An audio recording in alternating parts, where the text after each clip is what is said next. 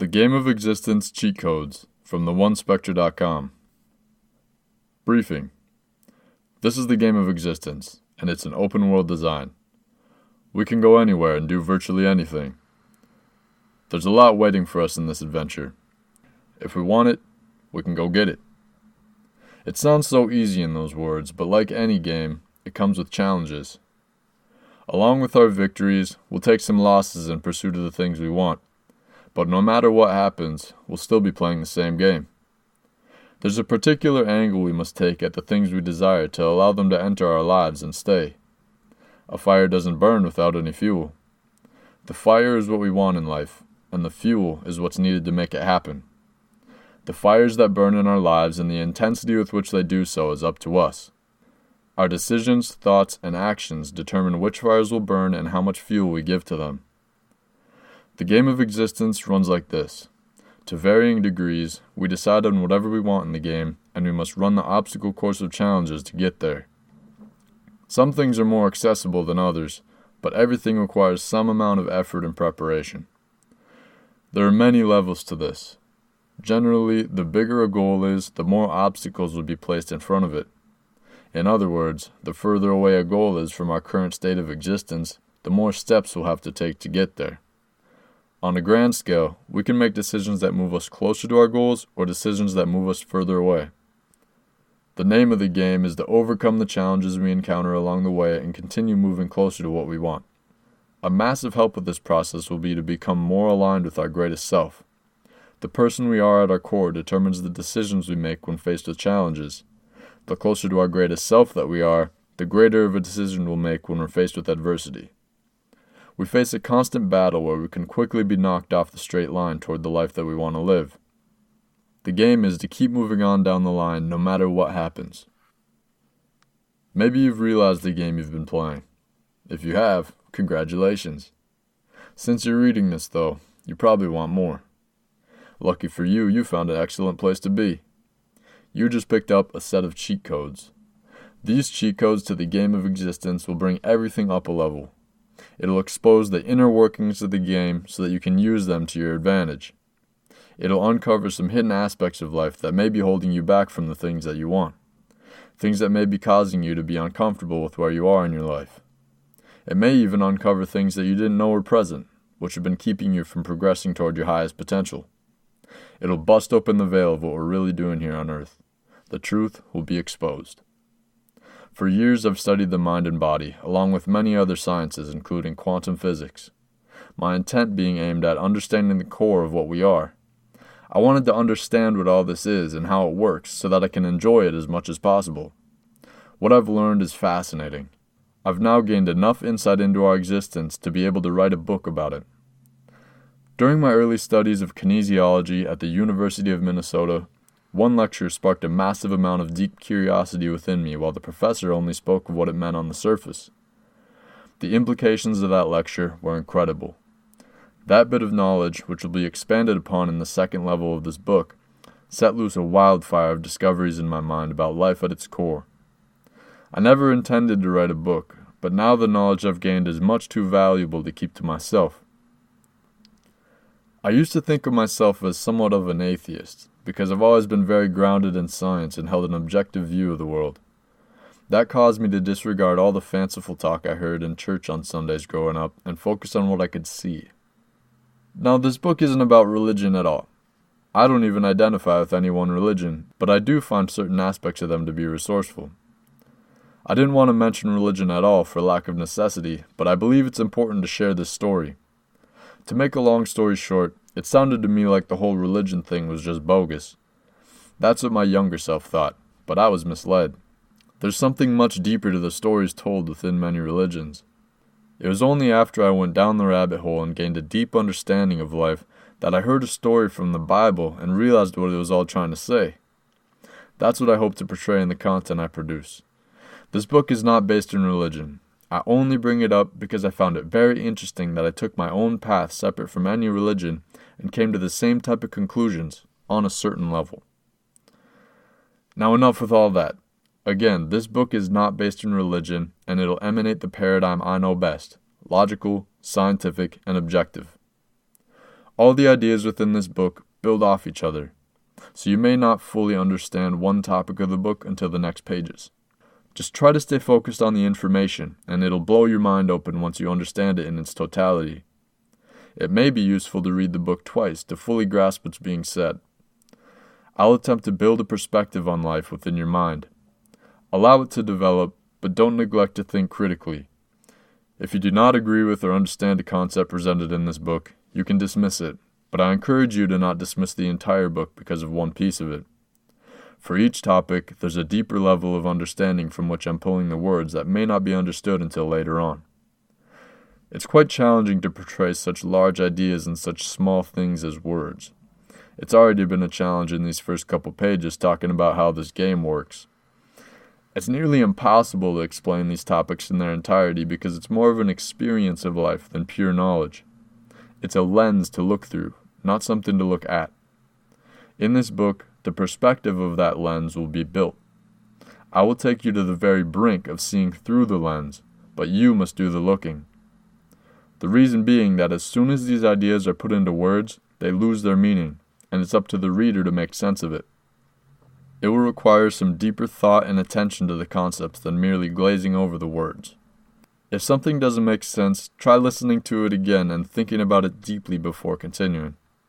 It may be an essential piece of the puzzle to understand the rest of the book. This book was a challenge also to write because it's challenging to put these ideas into one progression. I had to omit certain pieces of information at certain times when I wanted to say a million things at once. The reason for that is that there are many levels to this whole thing. One statement could lead into many different topics, but I just tried to choose the progression of thought that would make the most sense. I couldn't fit everything I wanted to say in this book because it's not all entirely relevant to the main topic of it. The other bits of knowledge and pieces of the lens will be released to the internet in various forms through our website, theonespectra.com, and our YouTube channel, which is also called The One Spectra. On the site, you can sign up for a completely free, all-inclusive membership to receive updates on everything we put out. We simply offer ideas, invitations to think. The hope is that a new way of thinking unlocks within you, which helps you to expand your view of this existence.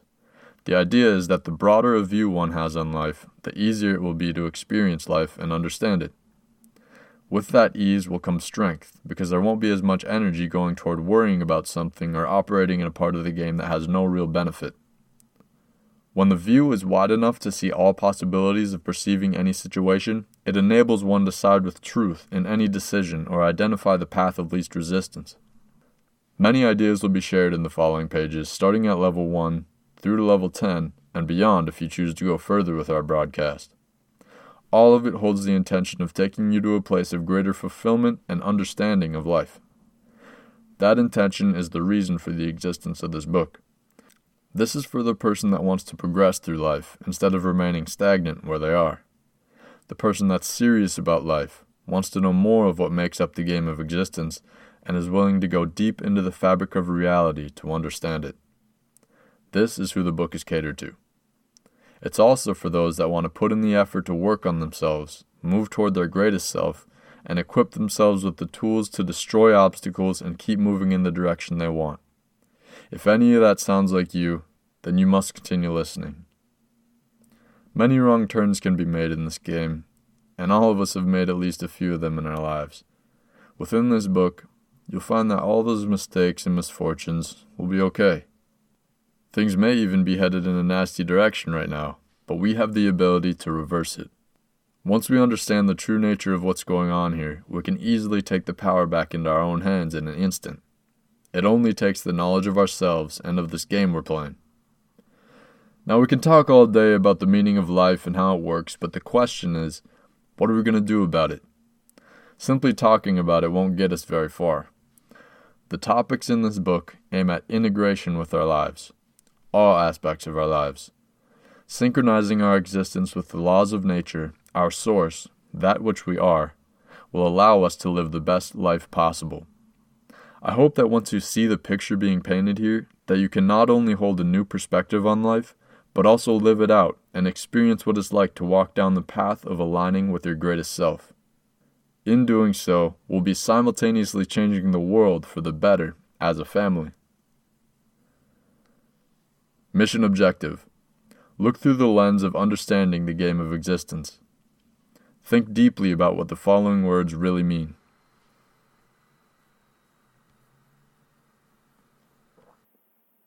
Level 1. From birth. It's day 1 of your life. You breathe your first breath. You're pure consciousness. You begin to observe a brand new world with no extra thought attached to any sensation. Nothing is known. The only experience is the receiving of stimuli through the senses and your instinctual movements. You make a plain observation of the environment. The people present at your birth remark over the beauty that's just entered the world. You can hear them, but you don't know they're communicating. Your birth giver holds you in their arms. You can feel the contact with their body, but you don't know that what you're touching is a person. You yourself don't know that you're a person. You don't know anything at all because you've not yet made an association between any two things. You have no knowledge. You simply observe.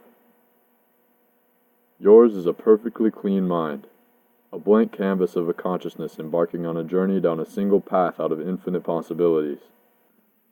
Even the most fundamental truths you and I hold between us in our minds today were unimaginable to us as a newborn child. We did not know anything about the world we were born into until we were shown it or told about it. Anything outside of that remains a mystery. Within the first 7 years of existence, a child is highly adaptable. They will fit into the mold of their world, whatever it may be. This is the period where most of the mental programming for life happens. For about the first 7 years of life, a child's brainwaves vibrate at the theta frequency, which is shown by electroencephalogram EEG scans. Theta represents the mind state of imagination. It's thanks to the theta state that kids can easily create imaginary friends and turn a mere cardboard box into a spaceship with just the power of their mind. Their minds are open to all possibilities, and that's the reason for the other aspect of theta. It also represents hypnosis. Children cannot be taught things about life like we can. They cannot think for themselves and cannot choose what they learn. Their entire world is based on what they experience within their environment. We can't explain to a baby that if they crawl off the side of a ledge, they'll fall and get hurt. They can't intellectualize that. They must learn from observation or experience. If they don't fall and learn for themselves, they must be hypnotized into understanding these things because they cannot think logically about it. They learn a lot through the observation of people around them, most of all, the parents or guardians. Throughout their lives, they'll learn to act as the people around them do. If a baby gets close to falling off the edge of a high place and an adult freaks out and stops them, they'll soon learn that going near the edge is not a good idea. They learn not because they now know that they could fall and get hurt. They learn because they were hypnotized into the understanding that they shouldn't go near the edge because they observed the radical emotions and actions of the people around them and associated going near the edge to be something they shouldn't do. That's how things become integrated into the psyche of a child. Have you ever been told something by your parents or a friend when you were little that you believed and later figured out it wasn't true? Maybe they said to you that a watermelon would grow in your stomach if you eat the seeds. It's not true, but you have no idea if it is or not, so you believe them, and that becomes part of who you are. You become afraid to eat the watermelon seeds because you don't want a watermelon to grow in your stomach. That's an example of hypnosis. This is how children learn for the most part. They must rely on the people around them to show them how life works, because they have little to no experience of it. They cannot think for themselves because they lack the understanding of this existence to be able to think logically. If we knew how the digestive system worked or how plants grew when we were told a watermelon would grow in our stomach, we would easily be able to dismiss the idea. But we didn't know that when we were young, and we believed it. Since a child is unable to apply much logical reasoning to the world, they must be in a hypnotic state because they cannot learn any other way. As stated before, a baby's mind is a clean slate. Their mind is empty, waiting to be filled. From there, the mind can grow in an infinitely broad spectrum of directions, but there can only be one progression of their unique life experience. Instead of thinking of the child's mind as a blank canvas, it could be better to think of it as a device like a phone or a computer when it's brand new and still has the factory settings. As it's used, settings are changed, files are downloaded, and applications are run. There will be many settings and functions left unused, and even more files that won't be downloaded in RAM. In the case of the child, it's very similar. They can only walk one path of experiencing the world. The path they walk changes their settings and selects specific downloads of information, which is all ultimately based on the environment and nothing else. This is the foundation of a child's existence. This is the foundation of our existence as well. There's an incredibly wide range of possibilities for what can happen.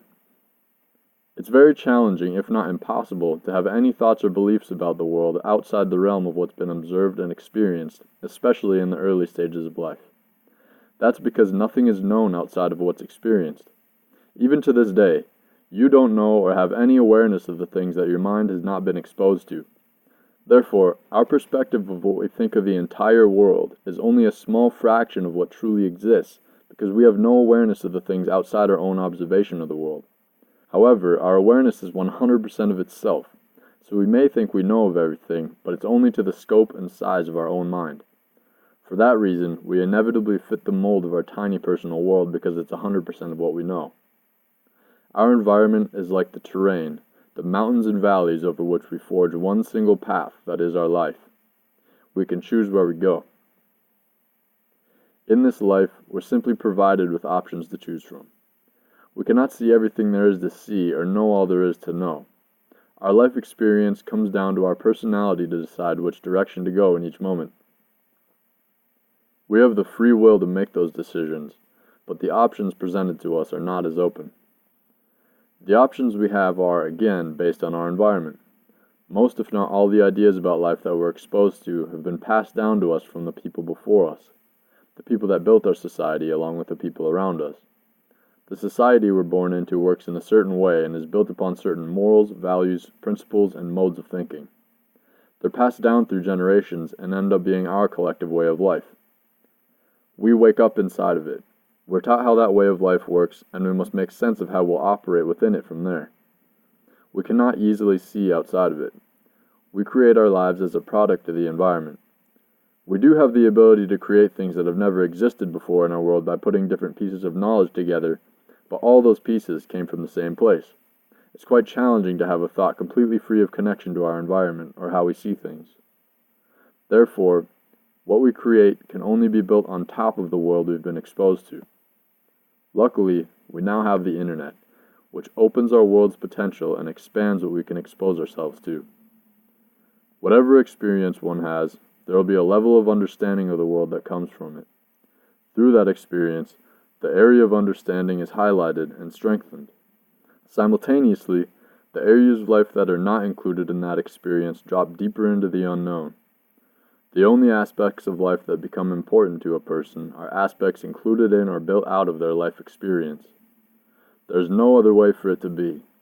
In the modern day, many of the critical aspects of life have been forgotten. Even when they're brought to the surface, they're often dismissed because they're not entirely necessary to live the life that our society knows and is fully adopted.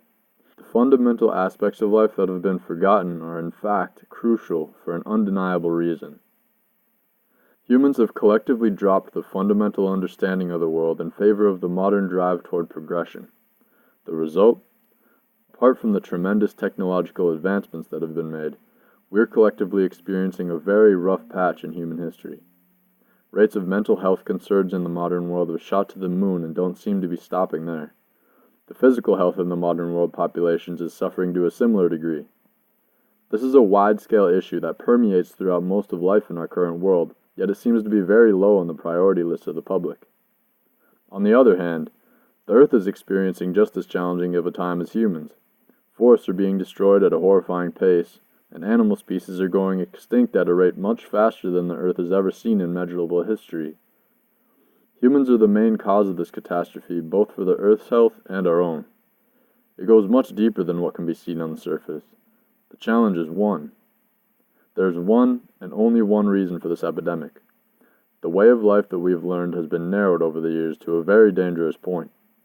Our minds have been trained and narrowed to accept a way of life that so many of us resent living and is also a danger to our planet. Even though the ideas presented in this book are imperative to life, many of them have been pushed to the wayside because they don't apply to the way we live now. The issue is, The way we live as a whole in the modern world is killing us and the Earth. Luckily, we've entered the age of information, which is brought on by something that could save the world and humanity if used correctly. It's called the Internet. Minds from around the world can share ideas and expose things that never would have reached the masses before. If taken seriously and applied to life, some of what has been said online and what's going to be mentioned here can make life magnificent. With enough people involved, it could even save the world. Much of the death and destruction on Earth in recent years has come from the pure narrow-mindedness of the general human population. It's not our fault. It's not our parents' fault either. We can't get mad at the people operating in the dark. We must look to the one that turned out the light. But we don't have to worry about that now. The light will quickly return once we're presented with a broader spectrum of thought.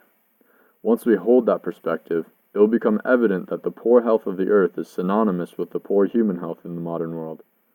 When we see that picture clearly, we can fix it as easily as deciding to take our hand out of a burning hot fire. If we work to improve ourselves, we'll not only do so, but we'll also improve the state of the entire world in the process. The source of the challenges both the Earth and humanity face stems from the same place. Once we reclaim the life that we deserve to live, all challenges will be overcome, and life will be beautiful. The insight on this has fallen into the darkness, but now it's coming back with a passion. We've dug too far down the hole, and now the only way to go is out. Level 1 Intel. From birth we've been programmed to think and act a certain way. Since then we've been expanding from that point. We have no idea, no awareness of that which we don't know. The Internet can bring us the tools we need to prosper if used correctly, and it can easily be spread worldwide. Overcoming the challenges we face as individuals, as a species, and as a planet will be easy once we see the big picture. Level 2. The mind of the body. Before we get into the higher levels of understanding the game of existence, we need to get some things set straight and build a foundation for the wisdom that follows. First, we must understand our most basic connection to our life experience, the body. As someone that specializes in the field of kinesiology, I've become acutely aware of how important the body is to our experience of the world. It's used for literally everything anybody ever does on Earth. It's our window into the world. On one side of it is the mind, while on the other side is the world. Both are bridged together by the body. If we didn't have a body, we would not be able to have any experience of Earth.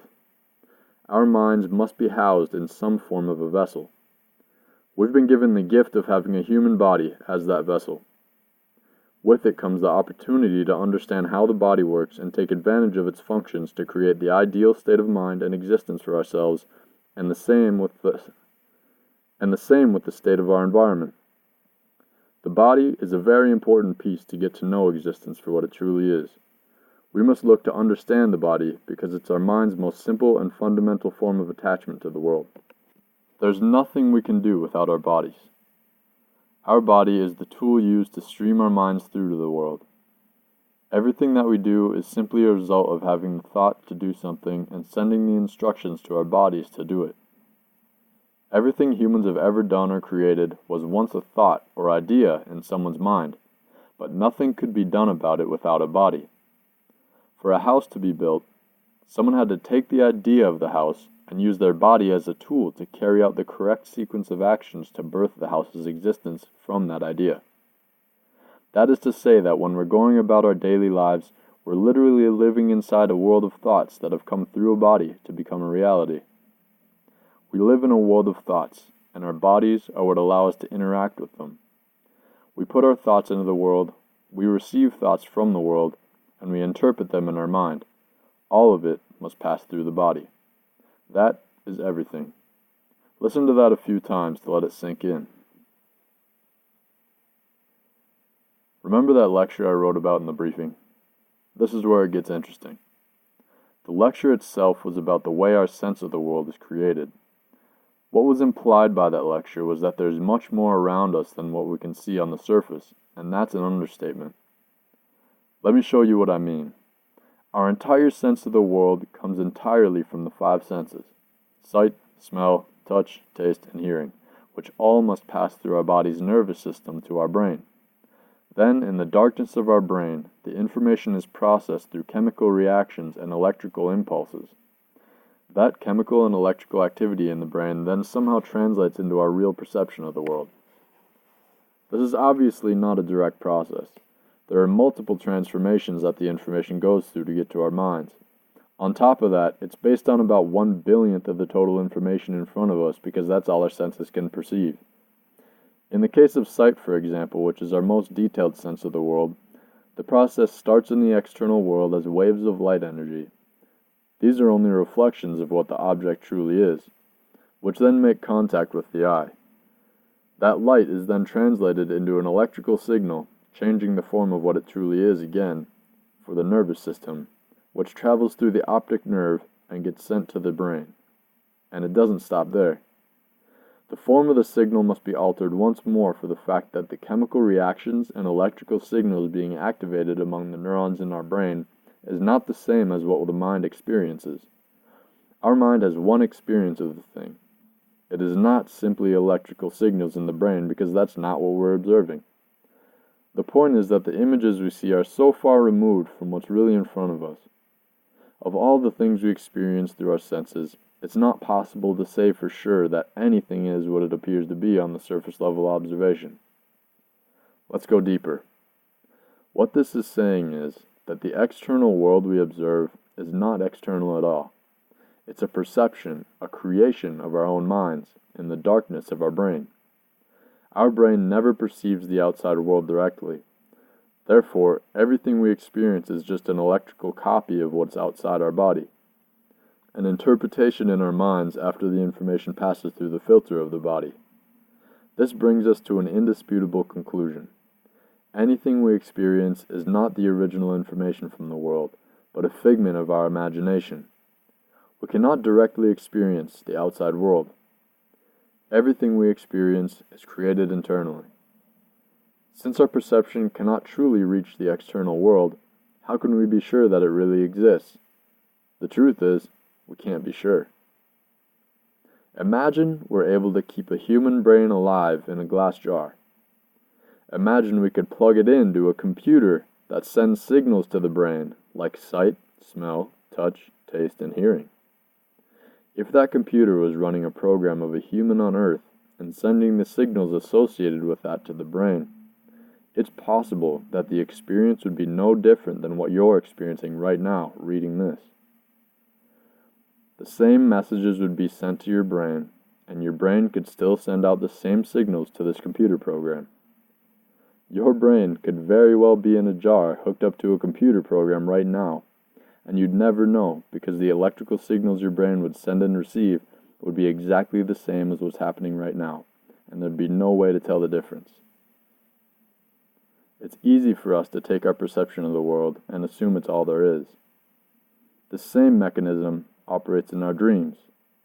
In our dreams, we usually have all the same senses that we have on Earth. In a dream, we have no idea that we're dreaming or any clue that it's all just a figment of our imagination. We just pop up in our dream and start playing with our perception of it. It's so easy for us to take the dream as being real. We may even put a lot of effort into our dream, like trying to drive a car or play a game. It's only until we wake up that we realize that was just a figment of our imagination. If it's so easy for us to take the experience of such an unreal world in a dream and think it's real, what's to say that the same thing isn't true for the world we're living in right now? The reason we assume our dreams are fake and our waking life is real is our habits and beliefs. Our world on Earth feels more tangible and is more consistent than our rapidly changing dreams. However, the mechanism we use to experience them is identical. It's just in our mind. When we enter a dream, we wake up in it without questioning it. We never ask things like, what is this? How did I get here? What am I? We simply observe the world and make decisions within our given options. The same thing happens when we're born into life on Earth. We don't question it, we just live it. This perspective opens a new view of life. It doesn't matter too much if this is all just a dream or not, but the truth is, Everything we experience is just in our mind. To us, there's nothing truly outside of our mental observation of the world. The only experience that has ever been had and ever will be had is within a mind. To have an experience, there must be a perception of something. All perceptions must be had in a mind and must use a body to have that experience. The process we constantly keep in motion is the process of observing, thinking, and making decisions in our mind, acting on them by using our bodies, which then translates into an effect on our environment. That is one half of the equation. The other half is the reverse of that. Our environment gives our body a myriad of signals which the body takes and transforms into our observation in our mind. And the cycle continues. The most real part of that feedback loop is the mind. Everything else is just an extension of it. If we understand how to do it, we have the opportunity to use our mind to influence each part of this system heavily. The mind itself and the extensions of it, the body and the environment. All three parts of this will be explained in the following pages, but first we need to understand the mind of the body. This is explained very well by the relatively new field of science called epigenetics. Epigenetics is a form of genetics which has made groundbreaking discoveries about how the body responds to the influence of the mind and the environment.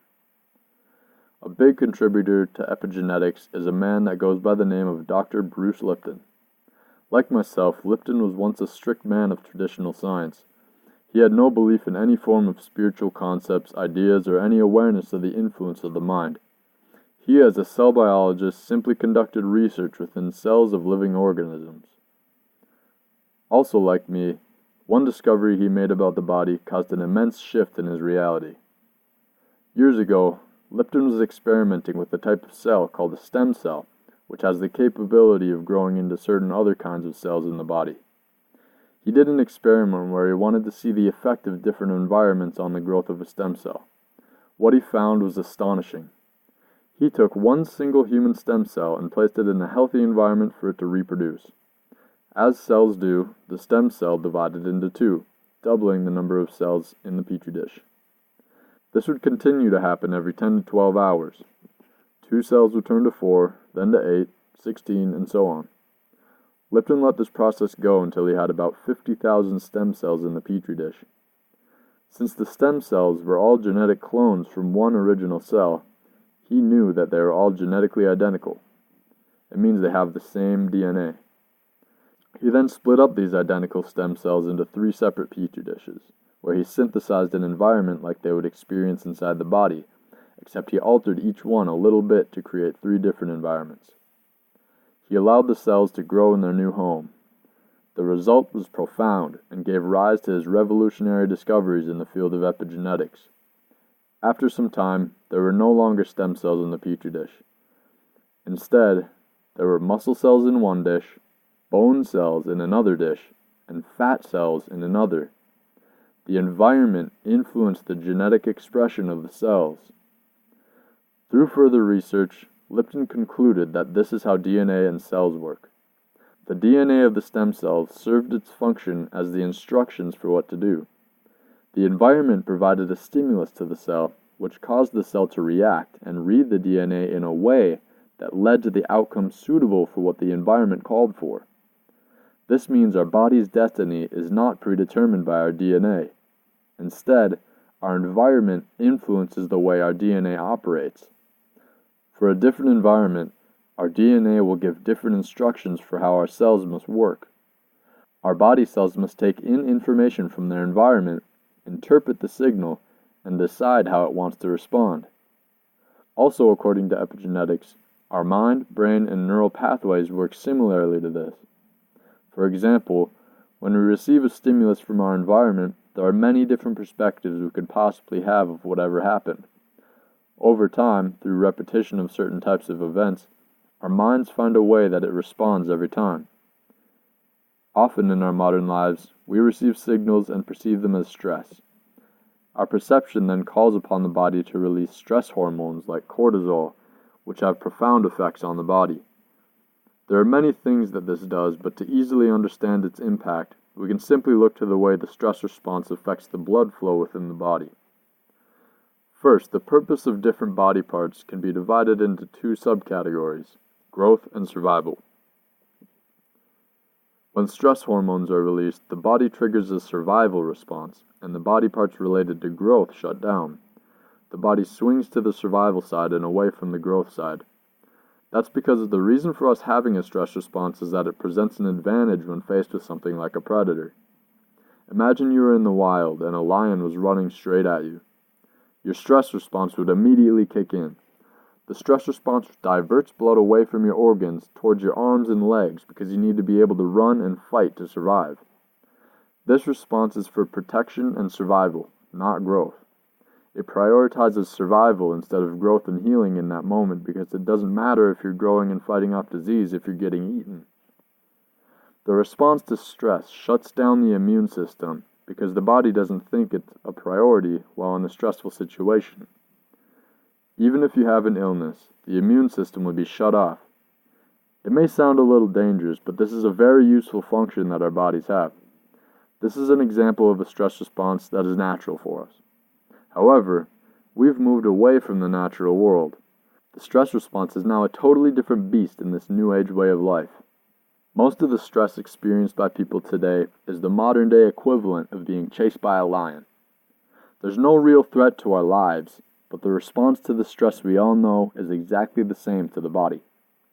Whether it's a deadline we have to meet, bills we have to pay, or a lion chasing after us, the stress response acts the same way. Many of us live our lives in a constant state of stress. This puts our body in quite a predicament. We know from the study of epigenetics that the environment of a cell changes the expression of its DNA. The cells in the petri dishes were once the same cell, but the environment turned them into different things because it caused the cells to read specific parts of their DNA to react to their environment. The same is true on a larger scale. Our bodies and our minds can be thought of as being just like the stem cells. Our environment in our daily lives changes the genetic expression of our genes. A stressful environment can literally alter the expression of our genes and cause us to be unhealthy.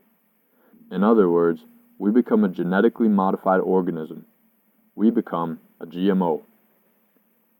With enough genetically modified genes, we can develop diseases, disorders, and even cancer in our bodies.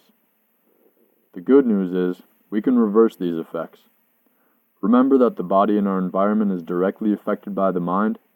They're simply extensions of the mind. We can change everything with a change in perception of the world and the actions we take within it. We can make the conscious choice to put our bodies in optimal situations for growth instead of protection by avoiding the stress of having to fight off any imaginary lions or real toxins and infections. There's a wealth of tactics to deploy against stress and all forms of depleted health. It all starts with the mind. Every 7 years, our bodies are completely changed and made of new material while our mind stays intact. Now that does not mean that our bodies are not us. The body is a part of us, but it's only a piece, an extension of the source of what we are, the mind.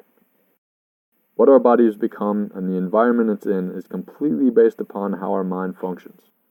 Our environment throughout our lives is ultimately what shapes our experience of the world. The environment in which we live in today in the modern world has generally shaped an incredibly challenging experience for people as a whole.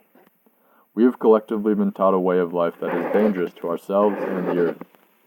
Many of us feel this in our daily lives in the form of physical health issues, anxiety, depression, and other mental health issues.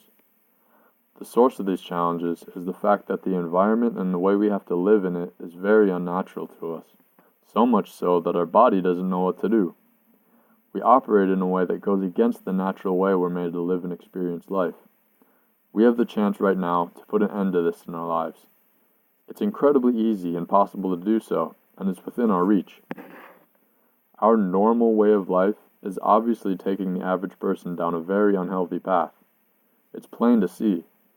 We can see the effects of our modern environment reflected to us by the earth. Since humans have such a massive influence on the planet, our challenges become the earth's challenges.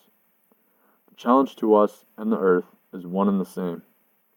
The reason the earth is getting so messed up is the same reason we as a collective are getting so messed up. It's because the majority of people are living out of tune with the natural way. The earth is our mother. Mother Nature is what we come out of. We are made of it. We are it. And now we mostly live against it. With that comes going against our true selves, introducing a struggle within our minds called stress. When we see the state of the environment for how it is from many perspectives, we can make life so much more enjoyable for ourselves. As a bonus, we can save the planet while we're at it. It's up to each of us as individuals to overcome these challenges within our own lives. However, we can lean on the shoulders of others in the process. We don't need to be alone. With a community like ours, we can share ideas and experiences that others may find useful to hear. We can help each other grow and get exponentially closer to our greatest state of existence. Together, we can bring about a big change in each other's lives and the earth. It all starts now, the first day of the rest of our lives. Level 2 Intel. Our body is a window into the world. It's the filter of the environment before it's experienced by the mind. Everything we experience is a figment of our imagination. The mind is the most real. The body and the world are extensions of it. Our environment has the capability of making us genetically modified organisms, and that's reflected in our mind. We simply need to change our mindset to change our lives. Level 3. The full spectrum of existence. To take the most balanced approach to discussing anything about the nature of existence, we must hold the most fundamental truths in mind. To do this, it's necessary to reach past science into a specific path of thinking.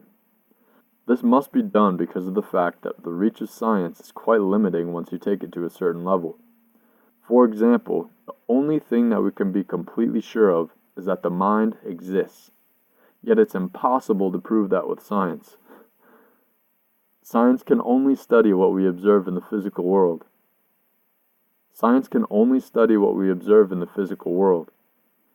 And we know that the physical world is just an extension of the mind, a bland perception in our mind without much inherent meaning. Obviously, there's more to life than what science can tell us. The way to push past science is by building on top of important scientific discoveries using a clear path of thinking to come to an objective understanding of what's true. Using this method, we'll use the power of science paired with rational thinking to go beyond the scope of science itself. We'll be able to see what life is truly made of and identify the path of least resistance towards reaching our highest potential and aligning with the full spectrum of existence, which is what this level is all about. Here we'll introduce this all-important and most fundamental concept that underlies the entire book, one that will be the whole foundation for all the levels past this one. The full spectrum of existence. This concept is so important that it is almost the title of the entire book. The full spectrum of existence encapsulates everything that is, be it thoughts, actions, physical matter, or anything in between. Everything falls into this spectrum. All that exists is under one unified spectrum because everything has one common identity, which is that it exists. It's all within the full spectrum of existence. The full spectrum of existence has many levels and expressions of itself in different forms, but still they're all under that one commonly held existence. Within the full spectrum of existence lies the endless possibilities of what can be. It's very deep and a lot to understand, so it will be explained in chunks. The full spectrum of existence comes from a single place, which is existence itself. Everything that exists is under one existence. To take a more grounded approach to this concept, let's keep it contained to our own personal existence since that's all we really have access to. We exist as one person, and everything that we've experienced in existence has passed through our one existence. It has been experienced in our mind, therefore it's included in our existence. Across all this existence is the ability to observe. Everything that exists to us must be observed in some way. Nothing can exist in our minds without it being observed. Even if there's some unseen force acting upon our lives, we know it exists because of the effect it has, whatever that could be. We may not be aware of the source of these effects or of the effects themselves, but if they're happening and we're observing them, they exist. Observation is the key to existence. If it isn't observed, there's no existence of it to us. The observation of this one existence overarches everything that is, but still it can be broken up into many pieces. It's like when a single beam of light shines through a prism and becomes a rainbow of colors on the other side. The single beam of light is our one existence. The different colors on the other side are the different parts of the full spectrum, yet they're all part of the same source.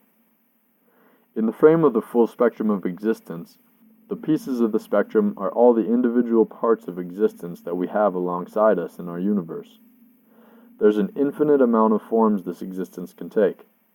We know it's infinite because in the example of shining a light through the prism, a specific band of light you examine can get infinitely closer to one color, such as true blue, and never get there. It's just like how you can get infinitely closer to the number 1 by adding more 9s to the end of a decimal between 0 and 1, like the decimal 0.999. There are literally an infinite amount of possibilities that existence can take the shape of on the level of the entire universe as well as our individual lives. Right now, we're experiencing one and only one of those possibilities. We are not experiencing everything that could be at once. Instead, we're experiencing one piece of the full spectrum of possibilities. This is the foundational idea behind the full spectrum of existence. There's one whole existence, and it's observed from the inside, and it's split into many different forms, pieces of its own full potential existence. The next level of detail in the full spectrum of existence is that there are 3 essential parts to make it possible for it to be experienced and exist. On this level, there are no more and no less than these 3 parts, each of which spans across the entire spectrum of existence. Without these pieces, nothing could exist because nothing could be observed. They are the spectrum of the environment, the spectrum of action or movement, and the spectrum of thought.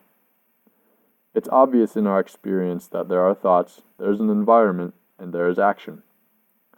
One of these spectra cannot exist without the others because it's all part of the unified full spectrum of existence. The ability to translate thoughts into action in an environment of some sort is all that's needed for an experience, and there's no more and no less than that in our existence.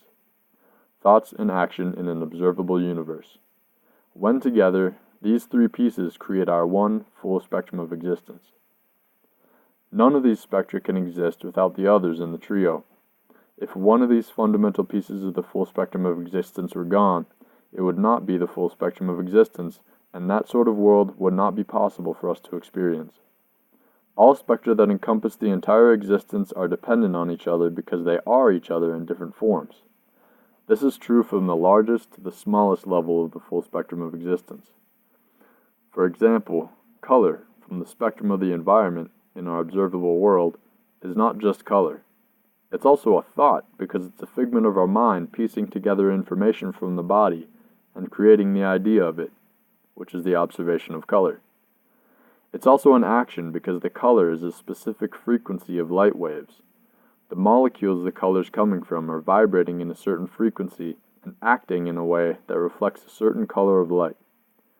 Each piece of the full spectrum of existence, no matter which level, is reflected by the other parts of the full spectrum. That is clear. If it's not, listen to this section again and think deeply about it. If it's clear, we can move on. The next level of the full spectrum of existence is that everything is the same thing, but on different levels from small to large. Let's break it down. First of all, we have one universe that we live in, right? It's one thing. Yeah, but what's inside of it? The Earth is inside of it. Is that one thing? Yeah, that's also one thing. But what makes up the Earth? You're part of the Earth. Are you one thing? Obviously you are. However, if you take a simple view of what you're made of, you aren't one thing. You're trillions of individual cells that are also simply one thing. Your cells collectively come together to build your body, and they have no true physical unification of all of them that makes you. But cells are one thing, right? Of course, but cells aren't really one thing either if you break it down, because they're made of separate individual parts like the nucleus and the mitochondria and the membrane. Those each serve their purpose as one thing, but they're made up of molecules that are made up of atoms, which are made up of tiny components called protons, neutrons, and electrons. How can we say that all those things are one thing if they're all made up of smaller things? For anything to be considered one thing, it must only be made of one thing. One thing is one thing after all.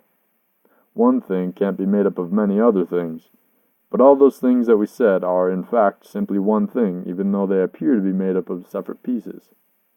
This is part of the illusion we live in. In this reality, separation is an illusion. Nothing is separate from anything. It all merges together. We know this intuitively, as we just saw, and it's shown by scientific discoveries. According to quantum physics, at the very basis of this existence, deeper than the levels of protons, neutrons, and electrons, is pure energy. This energy runs along the entirety of the universe and has the ability to become anything within the realm of possibility. This is the energy that we truly are, and it runs through everything. The reason we can say all these things are one thing is the fact that they're made of this one energy. We know this subconsciously. We don't identify with being many different things, such as the cells in our body, because we're simply made of that one universal energy. We are one thing, and our cells are one with us, just like we are one with everything else. Nothing is separate. Really, there's no difference. You cannot be you without your cells, and your cells cannot be without you. There's no separation. The same is true on all levels. Other people in our one Earth appear to be separate of us only because the unifying energy expresses itself in many forms, and we're experiencing life on the human level.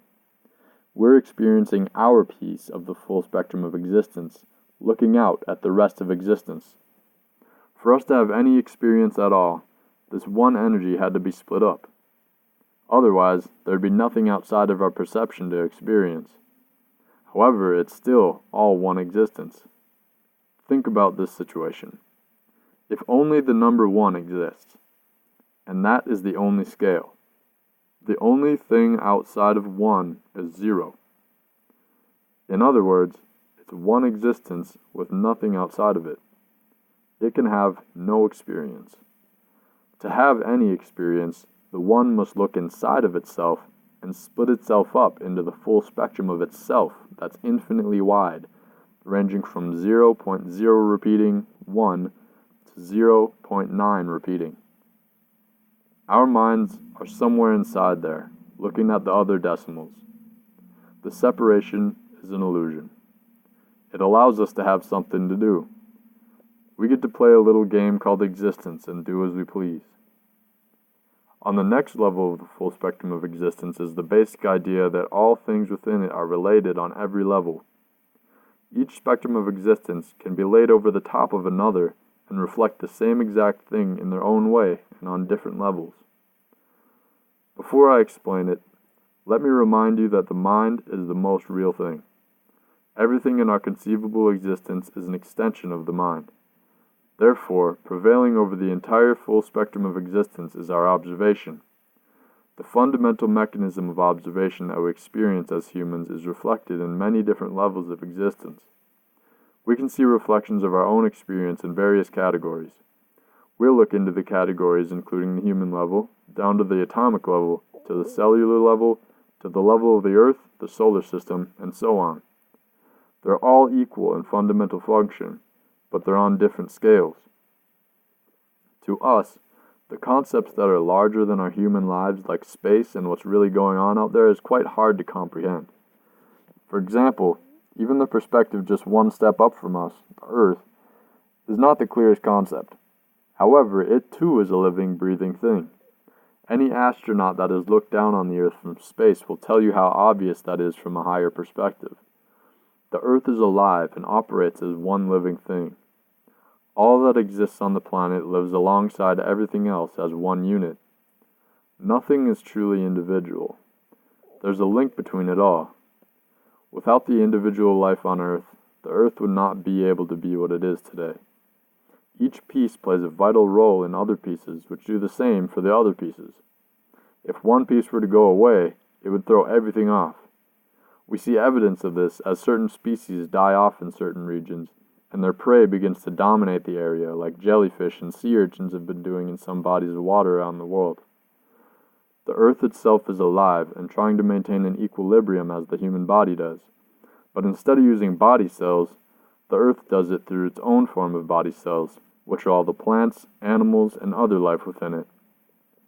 One step up from us, the earth, has body cells just like us, except we are the body cells, and outer space is its environment. One step down from us, our body cells have cells which could be said to be the atoms that make it up, and its environment is our body. Each perspective, the earth, human life, and cells, are all levels of the full spectrum of existence. They each come out of the one field of energy and act on different magnitudes of it. We can see reflections of our own experience in the world in each of these other levels. There's a range of perspectives on existence from incomprehensibly large and inclusive to incredibly small and specific. It's all connected, and it all works as one. One day, I had a thought that blew my mind. It was when I was first coming to the understanding of the oneness of the universe. The ideas that came to me solidified that new understanding even more. It came from my study of astronomy, the study of celestial objects, space, and the universe as a whole. Specifically, what caught my attention was the mechanism in which stars are born and the after effects of their death. According to astronomy, the matter of the entire universe comes from stars. In space, there are clouds of collected gas and dust called nebula. These clouds act as a womb for baby stars. Gravity condenses the cloud into a clump, which draws gas inwards, causing the clump to collapse, begin to rotate, and flatten out into a disk from the centrifugal force. The disk rotates faster and faster, which draws in more material and creates a hot and dense core. When the core becomes hot enough, the star is born as nuclear fusion turns hydrogen gas into helium and releases massive amounts of energy.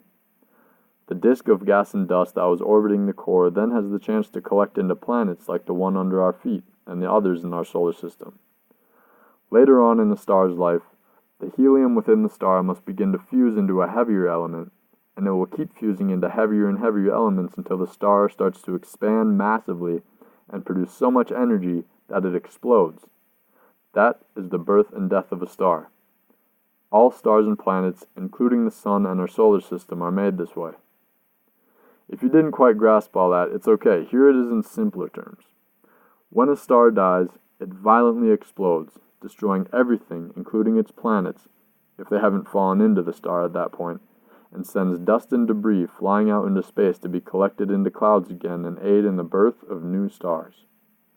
This is the circle of life of stars. Stars are born, they grow, they create things around them, and then they die. When they die, they leave behind the changes they made in the universe. Parts of them go off into space in the form of dust, mix with old parts of other stars in new dust clouds, and create new stars. What blew my mind was when I started to think about how similar that life is to a human. We too are on the same cycle of being born, making an impact on the world, changing it, and mixing ourselves with another to create new life. Then we die and leave a memory along with physical traces of our lives. We leave an impact of what we did while we were alive, just like stars do in their lifetimes. A star and a human are only different levels of the same thing. They're on different levels of the spectrum. The mother and father that created us are like the physical matter paired with the gravity and raw energy that created the star. We grow and develop inside the womb like a star grows and develops inside the nebula. We're born like the star exploding with nuclear fusion. As we progress through our lives, our situations, interests, the people around us, and other aspects of our lives take form like planets around a star.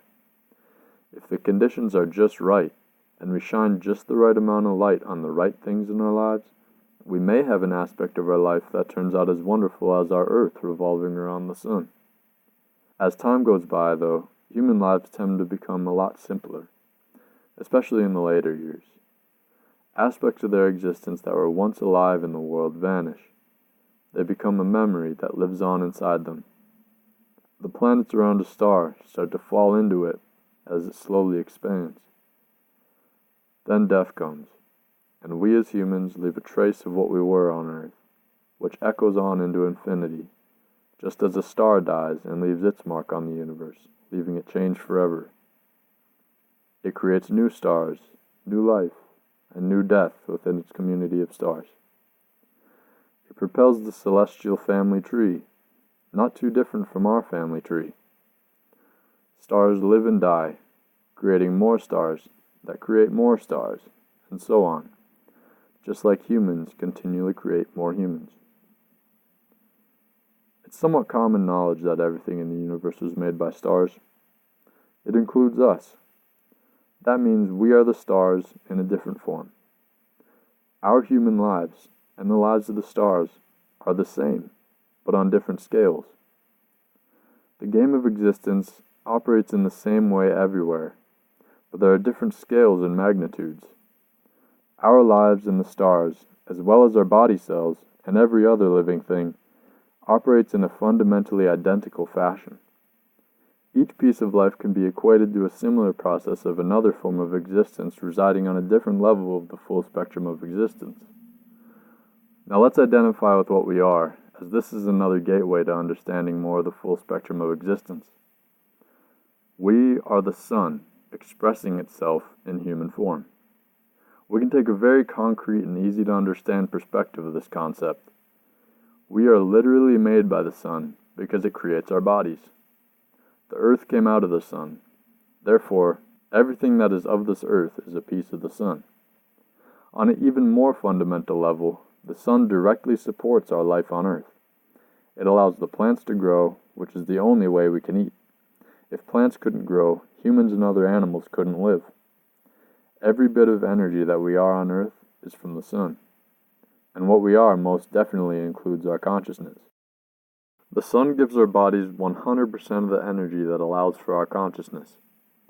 Even if we somehow were to eat food that does not rely on the sun, it still came from the earth, which came from the sun's creation, or possibly just another star, which means the same thing in this conversation. The sun gives us our bodies. The sun gives us our mind. The sun gives us everything because we are it. The facts tell us that this is indisputably true. This leads us to the next part of the full spectrum of existence. As stated before, the sun has a family tree of its own, consisting of dead stars. The physical matter of any new star was once held within several old dead stars. Therefore, the new star is like the child of the old stars. We could trace back through the sun's family tree to find progressively older and older stars and eventually get back to the first star in the entire universe.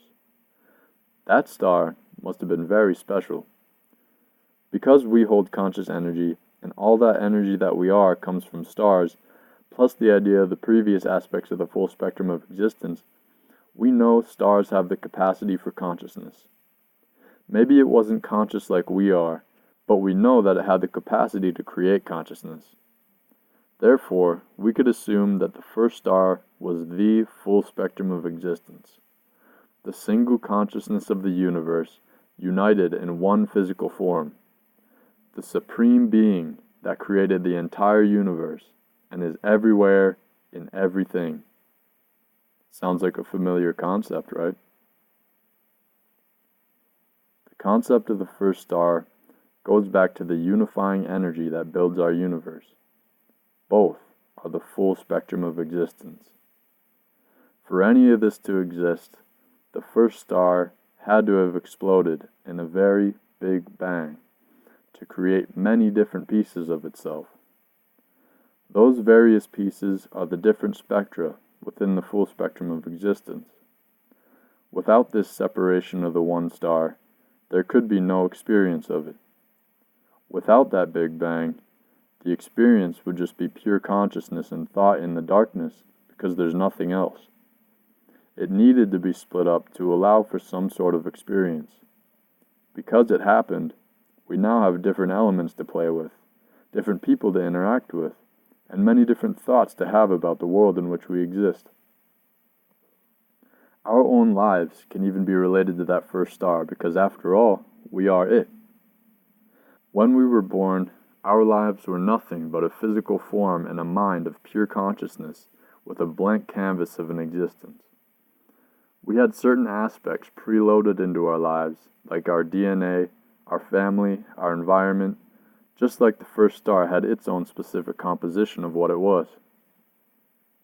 Just as that star exploded, created the universe, and its pieces began floating around in space, we began to observe this world, gauging the place we were in. We then start to get the hang of this life, of the game of existence, and begin to form thoughts and gain knowledge as new parts of our mind, just like the universe would have started creating those clouds of dust. Eventually, we would put enough wisdom together to be able to do something in the world, just like a new star being born.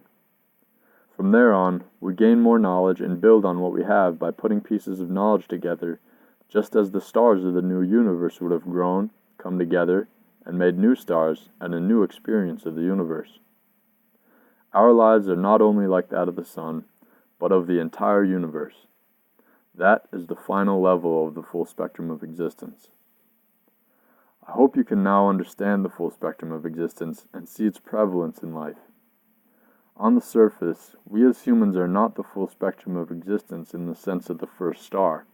However, there's a way to tap into it on a deeper level. We can identify with the consciousness that is the full spectrum of existence. We can tap into the full spectrum of existence through the full spectrum of our life, because our life experience is a full spectrum in itself. It perfectly reflects the full spectrum of existence. There is a wealth of paths to walk toward this fullness of the spectrum. They will open up to us as soon as we understand how to see them. Because of the understanding of the full spectrum of existence, we can rest easy by knowing that this state is not out of our reach. We can simply look at what we are and figure out how to become supreme here on Earth, as the power of the first star was in space. After all, we are that star in a smaller form. We can fundamentally do the same things. We can choose to enter the mind of the full spectrum of existence, a godly state. We can choose, once we're given the choice, to enter a state of harmony and bliss. It could be heaven on earth. Why not have that state of being right now? It's open to you if you're open to it. Imagine if you go to a place called heaven like some religions speak of. You may be in heaven, but if you don't have the thought of being in heaven, it's just going to be like every other moment in your life up until that point, except it might be a little cooler to look at. You still have to have the thought of being in heaven. You must feel it. It's still just a thought. And that sort of thought is 100% available to every one of us here on earth. It's all around us like the air. That's what I believe is really meant by heaven. It does not come with observation. It comes with your state of being in whatever form you happen to be in. We do not have to wait for it. We must simply remember it. If this state is so amazing, why isn't everyone living it? Well, a game wouldn't be much fun if everyone wins right away. That's where the illusion of separation comes in. It's what allows us to have this game in the first place and forget that supreme state. The answer to the question, why isn't everyone living it, lies within the young child. A child is much different than many adults in modern times. Children are all so happy just to be alive and see another day. They haven't had much life experience and still have their default settings from the universe of being happy. Meanwhile, many adults tend to be stressed out and unhappy with life in the real world. The environment many adults today have grown up in caused them to forget this childlike feeling of happiness. The mental program many of us have adopted through life has caused us to live unnaturally. This is simply a narrowing and a darkening of the full spectrum of existence in our minds. There are many conspiracies about what's going on, but we don't need to worry much about any of that. It's a waste of time. On that front, all we need to concern ourselves with are the decisions we make in our own lives. We have all the power we need to change our own world. All darkness immediately disappears once the light's turned on. We must start by facing the facts. Whether you know it or not, we as a collective population have been disconnected from our natural way of being. We've forgotten the full spectrum of existence. In doing so, we've gone down a path of destructive habits that are reflected in much of the human minds and bodies in the New Age. The ecosystem has reached a similar state of being. Each has become decimated. Through the next levels, it will be shown that all these challenges can be easily overcome by living according to the full spectrum of existence found in the natural world. It will come easily and naturally once the proper perspective is taken. We can significantly benefit from doing so. Level 3 Intel. The full spectrum of existence is everything. The full spectrum of existence can be split up into many pieces. Everything is fundamentally the same thing on different levels. Everything operates in the same way on different scales. Everything in the universe was made by stars. Those stars can be traced back to the first star. That star was our universe's full spectrum of existence. That star and the full spectrum of existence split up in order for an experience to be had. The root problem of all problems is the forgetting of the full spectrum of existence. All we need to do is remember. There are full spectra of existence all around us. One of the best examples is nature. We can learn a lot by figuring out how these other spectra work. Level 4. Source. In the game of existence, we generally want what's best for us. The reason we seem to do things that aren't the best for us is that at the moment, we thought it was the best. People in the past have convinced themselves to do things that they knew from a certain perspective wasn't good, such as eating greasy, heavily processed food by believing it was okay. Some people have gone so far as to think that it was okay to steal or even kill. In these moments, people believed that that was the best decision. Otherwise, it wouldn't have been done. There had to be some rationalization that put that action over all other actions available to choose from. The choice they made had to have been the best one they had in mind from their perspective. For us to truly do what's best for us, the mindset that allows for that kind of rationalization must expand. Ideally, it must expand to encompass the full spectrum of perspectives and thought. That way, we can see each possibility and choose the one that seems to be the best for us. The best path will always be chosen by default. It's human nature. The closer we are to that full spectrum, the better equipped we'll be to make decisions in the moment. Inevitably, this will lead to winning the game of existence. If we can align ourselves with the full spectrum of existence, we can let our full selves shine through to the world. If we're operating through a fraction of the full spectrum of existence, there will always be a piece of ourselves in the dark lying dormant. This leaves something on the table, and we may have a feeling of unfulfillment or longing.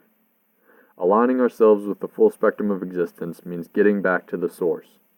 It means getting back to the totality of who we are. It's difficult for us to know where we come from, what our source is. We sort of just pop up in this world and start playing with what we encounter, without a second thought to what we are. Trying to understand exactly where we come from is quite an impossible feat to achieve. However, getting back to the source, the full spectrum of existence, doesn't have to be that complicated because everything exists right here, now, in this moment. Everything that has ever happened was in the present moment. In a way, the source is really just right where we are right now. Getting back to the full spectrum of existence is simply bringing our thoughts back to this present moment. After all, the full spectrum of existence only exists here. Many of us have certain thoughts that live in places outside the present moment, such as those about the future. Maybe you have deadlines coming up, or a difficult conversation you need to have with someone. Maybe you're fearful of these things. These are parts of our thoughts living in the future. While it's good to plan for things in the future, it's easy to let fear dominate those thoughts and infect the present moment. On the flip side, thoughts of the past are carried with us into the present moment. Maybe you did something wrong or something didn't go your way. Maybe you think about these events a lot and become sad about them. Maybe you say that's just the person you are, the person that messed up. It's easy to do this as well. We can let ourselves identify with our past even though it's gone. We can think about it so much that it brings us down in our daily life. In this way, the past, just like the future, can infect the present moment. This is all to say that the present moment is the most real thing. The past and the future are not to be thought of as the same thing as the present moment. Instead, they must be used as tools to navigate through the present moment. The past exists for us to learn and grow from, and the future exists in our minds so we can plan and prepare for it. Learning, growing, planning, preparing. All practical action performed in the present moment. Anything past that is too much mental investment in the past or the future, which is where all depression and anxiety comes from. Right here, in the present moment, all we can logically do with the past is to learn from it, try not to repeat the same mistakes, and keep doing the things that work for us. All we can logically do regarding the future is to take action and prepare for it, to try and make it play out in the ways we want it to. In the present moment is the key to expanding our full spectrum of existence, because the spectrum only exists in the present moment. It is where we can make observations and unlock new ways of thinking for our spectrum. The more open we are to see things in new ways, the faster we'll be able to grow and level up in the game of existence. It's a balancing act. Everything takes place in the present moment, and to get the best results from the present moment, we must take a balanced approach to it. This means that we must understand the present moment and learn to use it in the most effective way. So what is the present moment? The present moment is 1. A test to see how well we learned from the past. 2. The place where we can see the state of our existence as it is right now. 3. Where we can take action through our full spectrum of existence as an attempt to make our future what we want it to be. And 4. An opportunity to learn from what's presented to us and level up our way of being. If we want to win the game of existence, we don't need to be this all-knowing being with all the answers and be this flawless person. No, that doesn't truly exist. Flaws can be pointed out in anything if you look hard enough.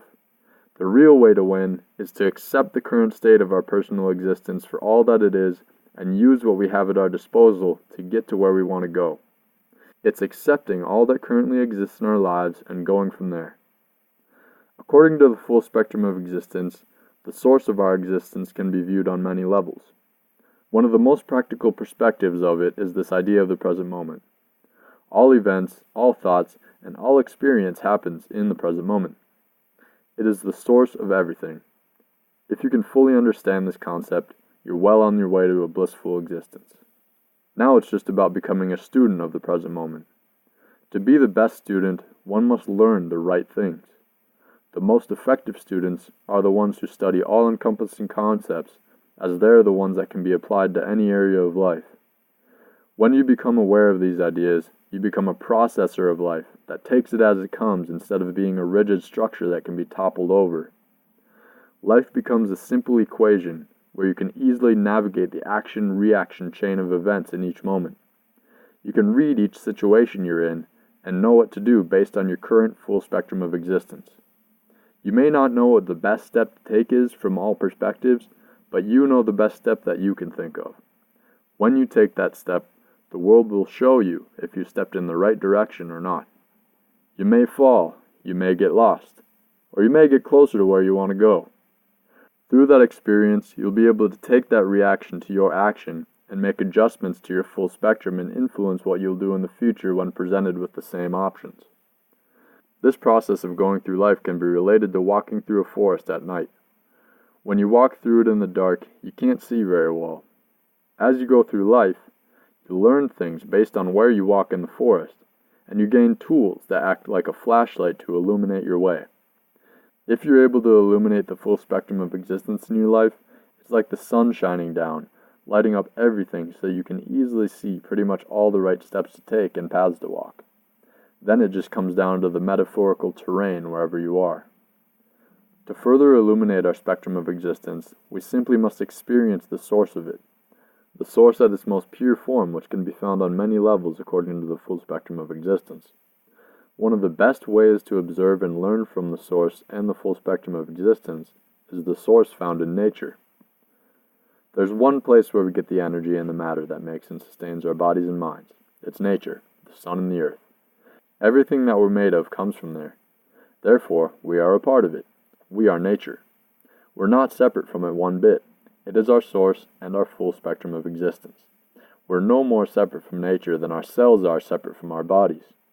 Our lives come out of nature, and so we are nature itself expressed in human form. What's best for nature is best for us, and that fact is what allows us to learn from it. We may think we only see nature in our external environment, but really it makes up the totality of our internal world as well. We can look to nature for guidance because nature is the full spectrum of existence in our lives. It presents us with a great key to life. Its mission is to simply grow and evolve into something stronger.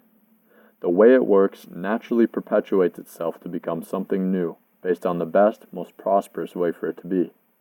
The strong outlasts the weak. It's a law of nature.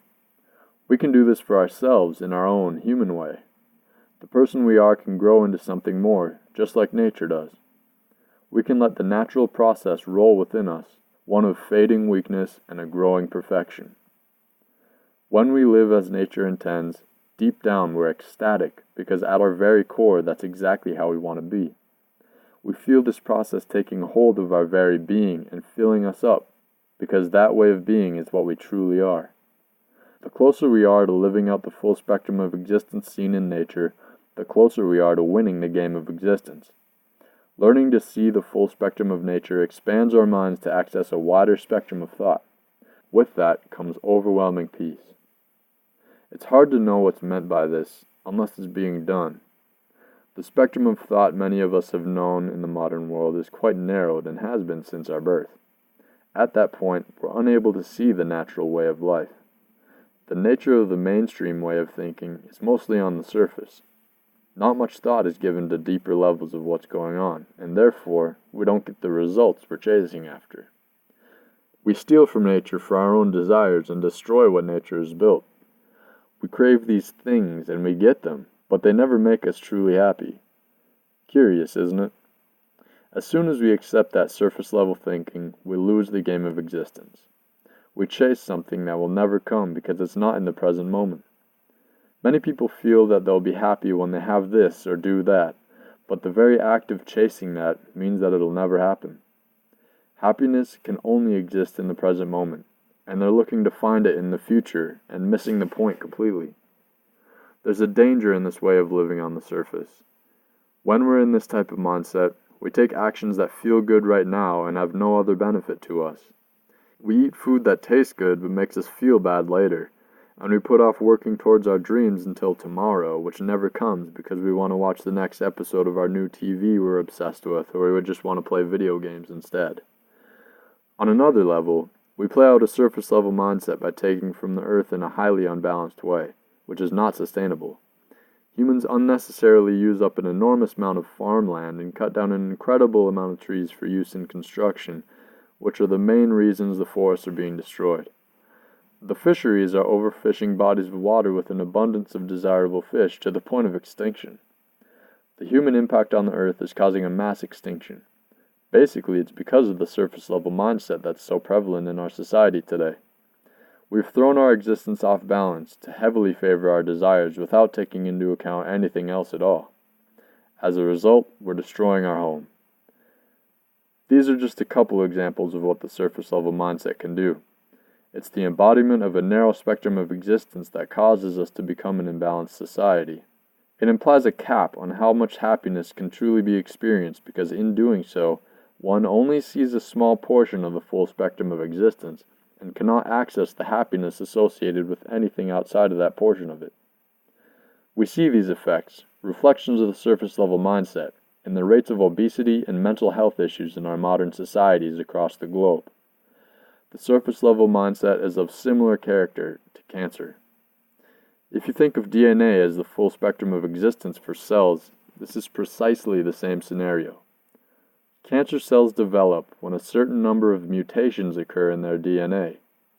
The cell then operates selfishly, rerouting all the body's nutrients to itself.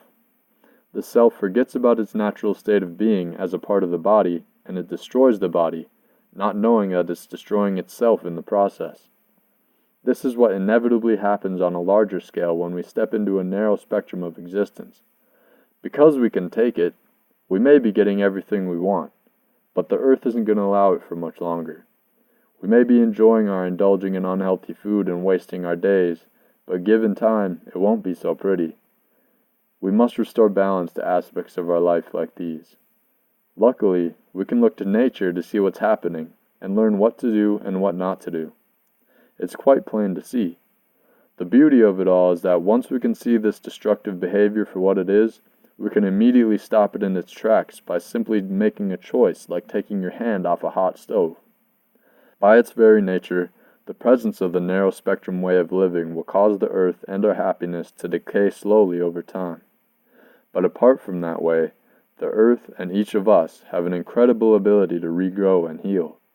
If the natural process is allowed, health and strength will be regained if it's not too late, and if it's given enough time.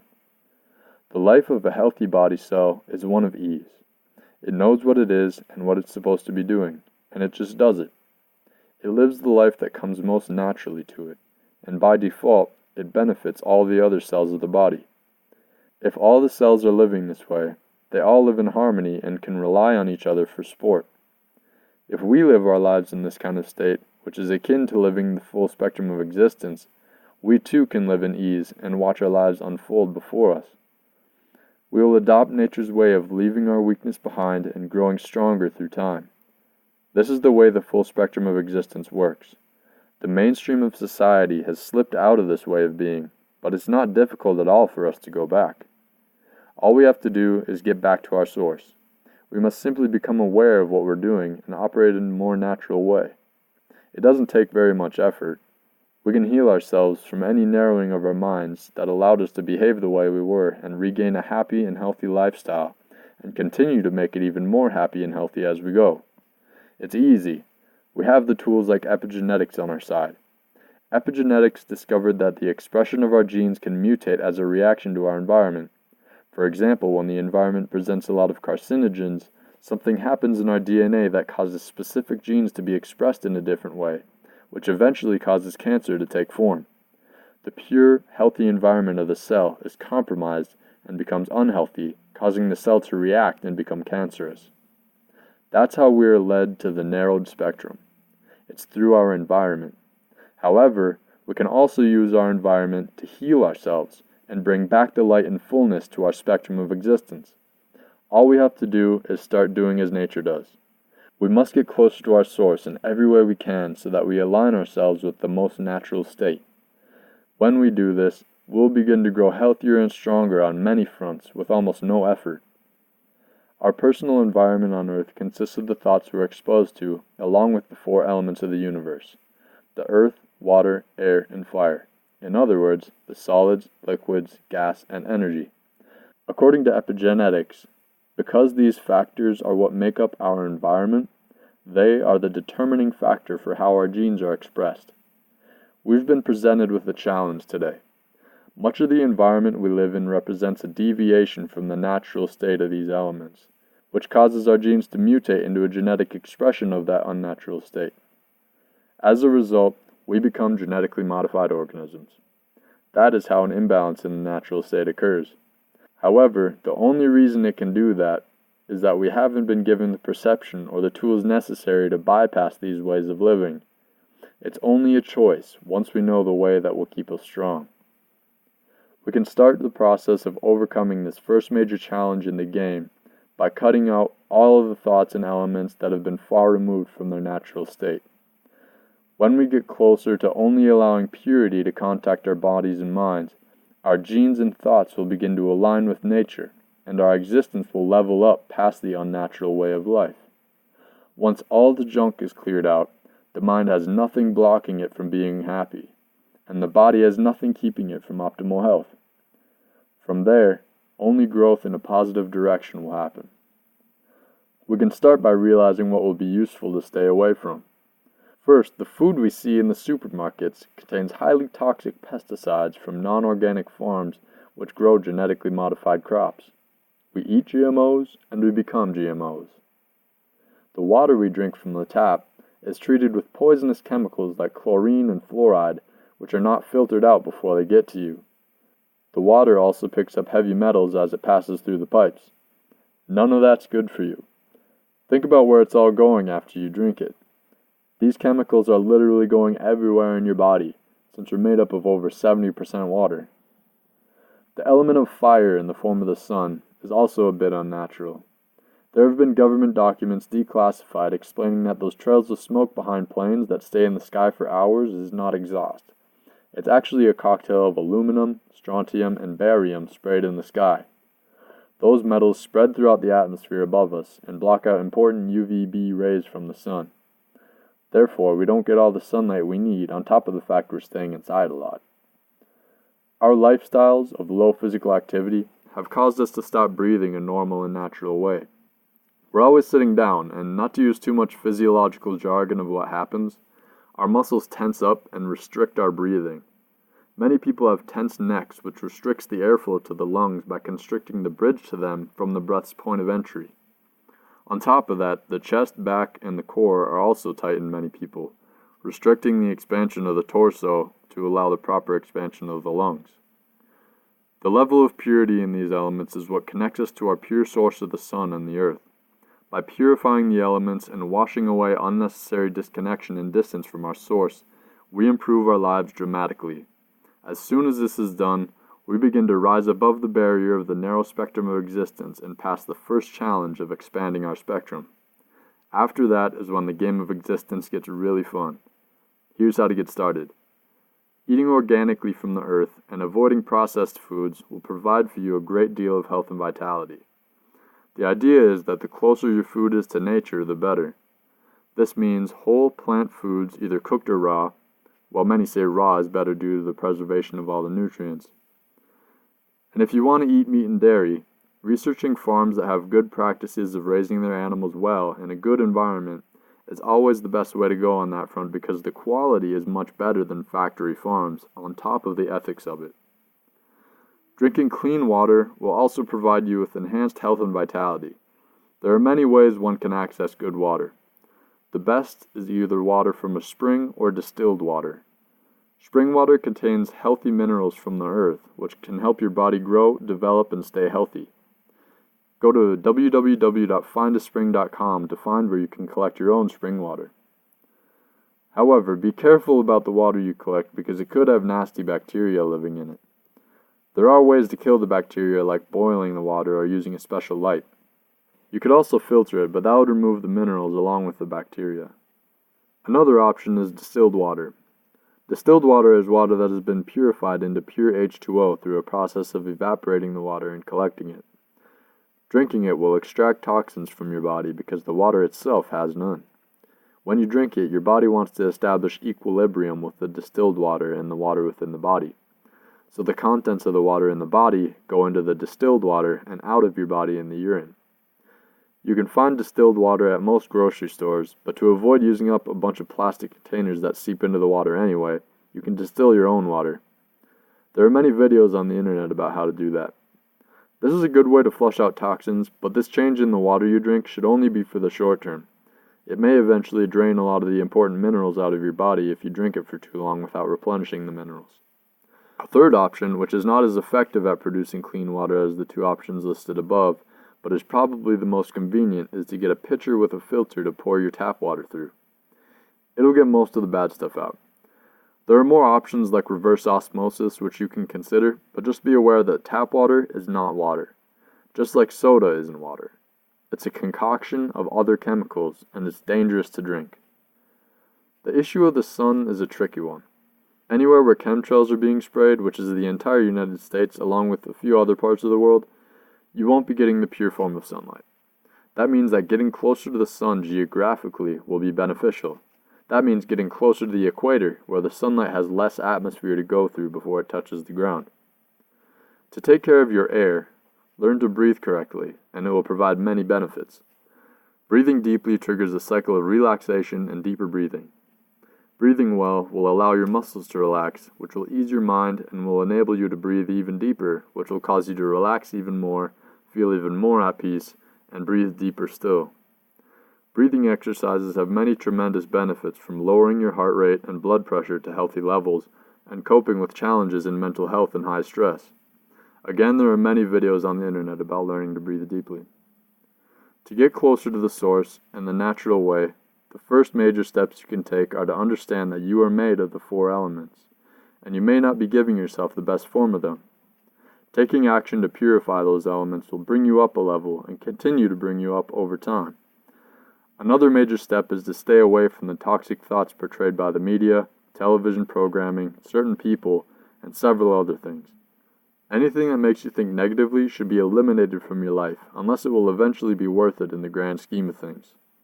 If these steps are taken, it's only a matter of time before you're able to align with the natural way of growing healthier and stronger as time goes on.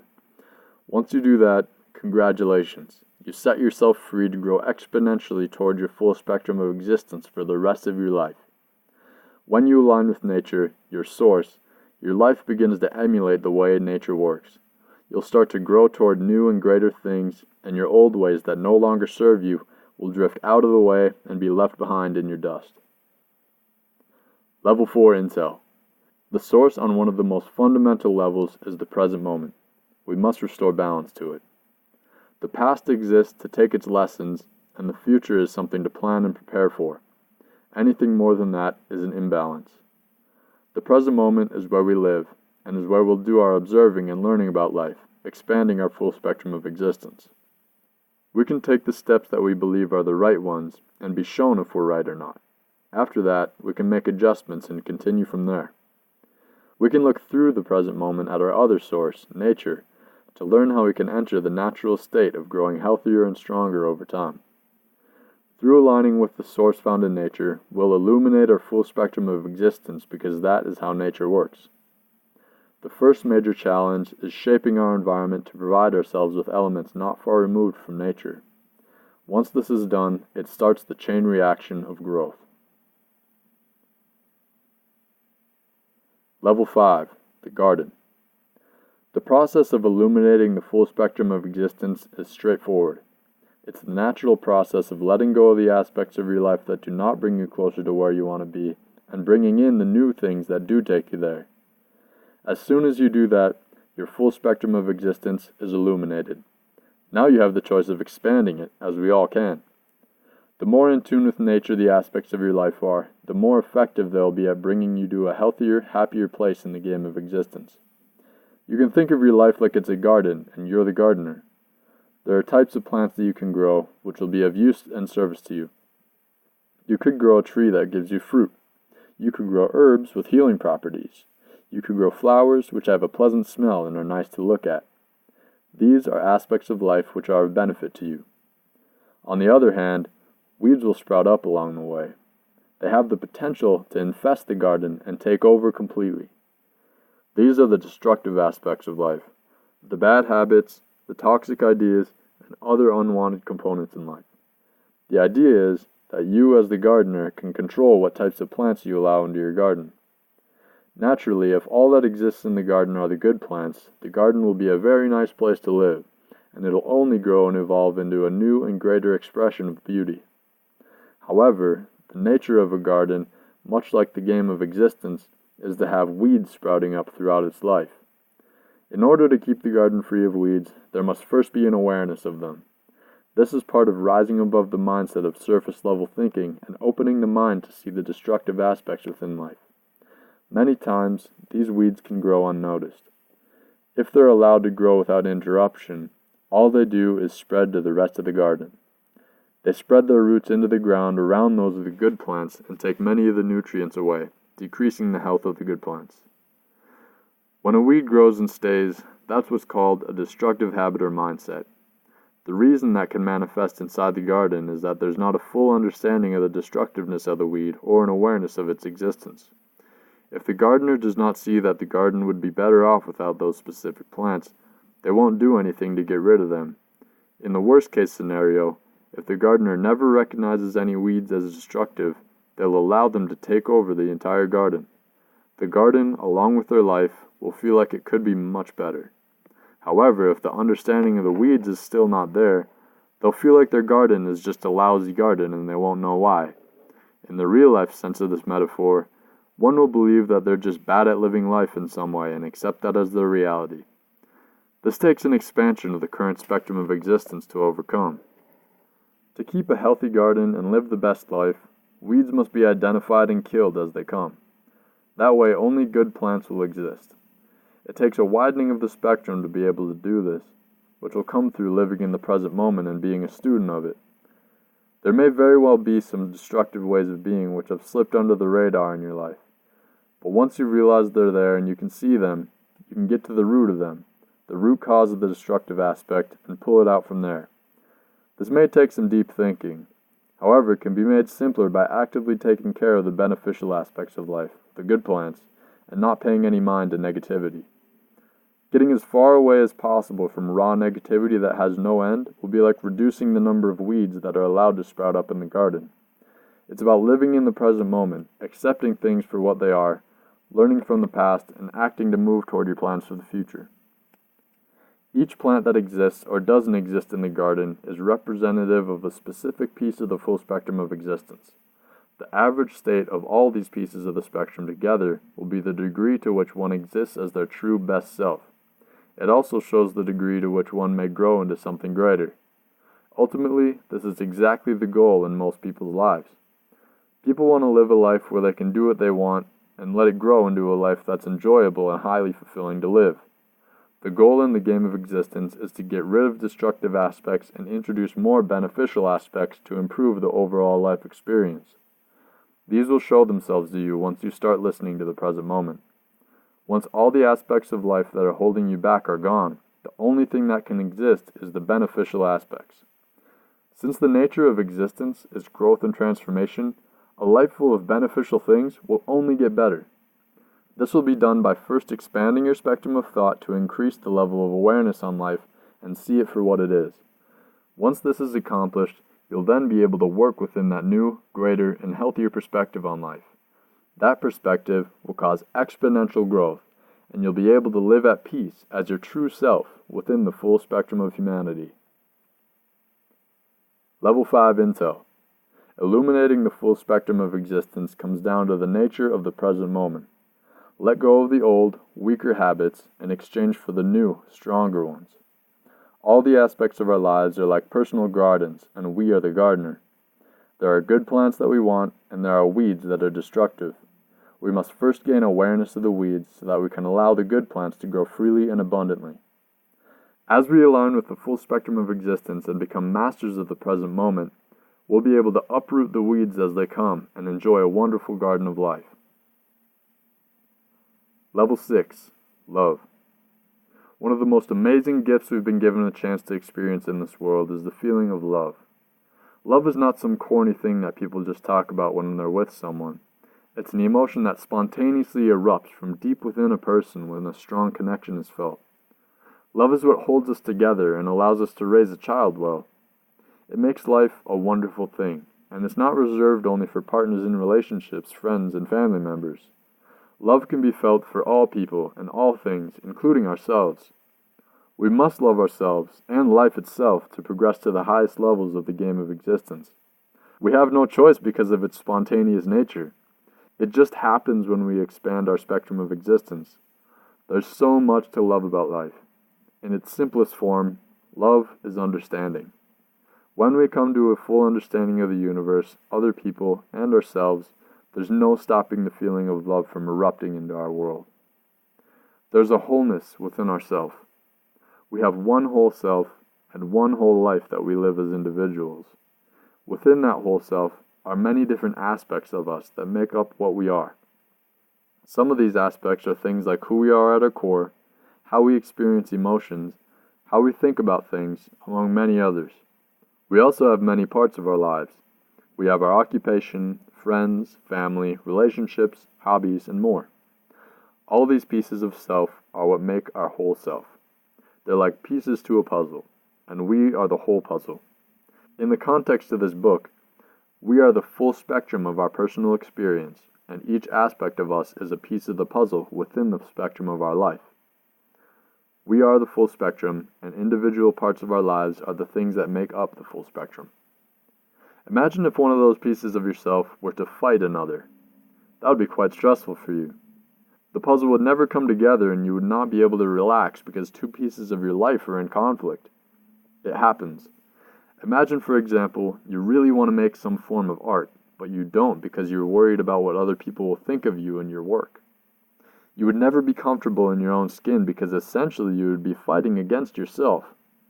You know what you want to do, but something else in your own mind is telling you not to do it, so you don't.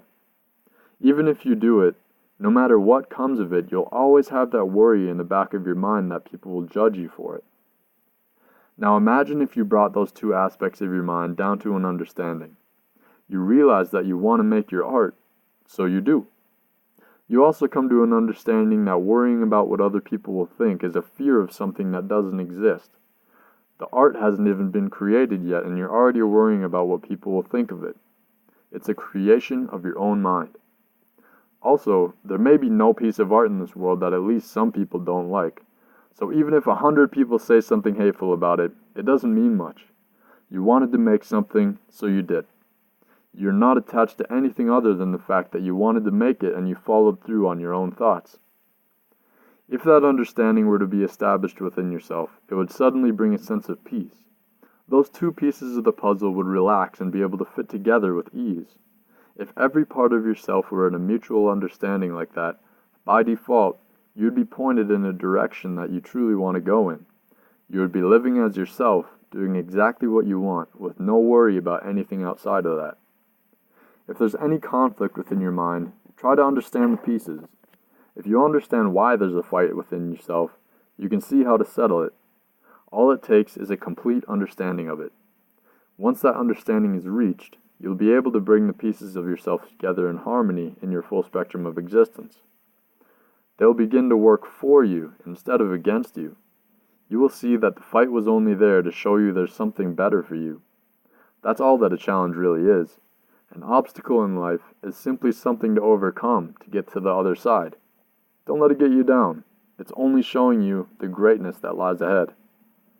The more of yourself you understand, the more of a feeling of compassion you will feel for yourself. In other words, the more understanding you have of yourself, the more you love yourself. Love is simply understanding yourself and living in that understanding. When you understand that you're actually awesome no matter what fight you have within yourself, when you see that you just want to be yourself and the only thing holding you back from doing that is you, and you say, forget about that, I'm going to be me, that is when you can genuinely say, I love myself. Love is a spontaneous feeling that's unmistakable. It's impossible to dismiss it because it fills you up. Self-love is the most powerful thing a person can have. It allows you to be yourself. When you have a high level of love for yourself, you reach a point where you can no longer contain it. You'll begin to overflow with it, and it will start to fill up the people and the world around you as well. Love is not a sappy thing. It rises within the body as soon as an understanding within self is established. It's so powerful that it can be felt on a physical level. When self-love is attained, the full spectrum of self can shine through the body from the mind and into the world. In this state, all aspects of yourself work together in understanding to make the right decisions to present yourself to the world in the purest form. This is when you make the most progress toward an illuminated spectrum of existence. When you love yourself, you do the things that you will thank yourself for in the future. Any problem that arises is no issue at all. You can simply deal with it and quickly get back to being happy because you want nothing else for yourself, and nothing else can take hold of you. As you encounter any weakness within yourself, you'll learn to deal with it instead of being a victim of it. You can address it and see the solution. Maybe you position yourself in a way where you avoid being hindered by your weakness. It's all a part of self-love and setting yourself up for the life that you want to live. As your love and understanding begins to overflow from yourself and you shine your full spectrum through to the world, you'll notice a feeling of loving compassion and kindness towards others for no reason. It's spontaneous. This is when you're truly able to love others. Their successes will make you happy, and their pain will prompt you to lend a hand.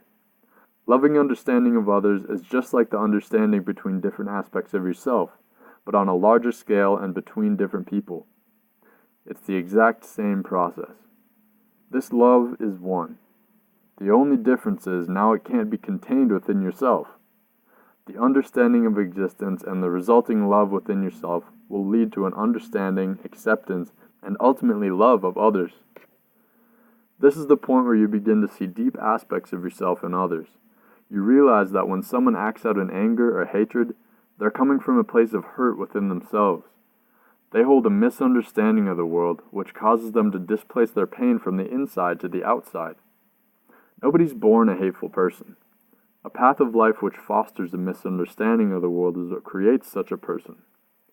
Loving compassion shows that there's no such thing as a bad person, only a hurt person. To love someone is to know that they're not a mean person, but they may have been burdened with the mindset to appear that way. We all have challenges in life. Nobody's flawless. If we can depend on each other to back each other up, nothing can stop us. That's why if we react with love to an outburst of anger, whatever the issue is can be resolved, possibly for the person's entire lifetime. We can band together because we're all pretty much the same on a broad level. We all have similar goals in life. We all want to live happily. We all want to be able to live in peace and spend time with friends and loved ones. We all want to be surrounded with love, feel a connection, feel significant, to grow, and to feel like we contribute and aren't just wasting space. We all have one common goal, and that is to live our best life. Love alone can bring us there. It may sound corny, but it's true. That life is within our reach. When we're open to the love within us, we can give it to all those who touch our lives.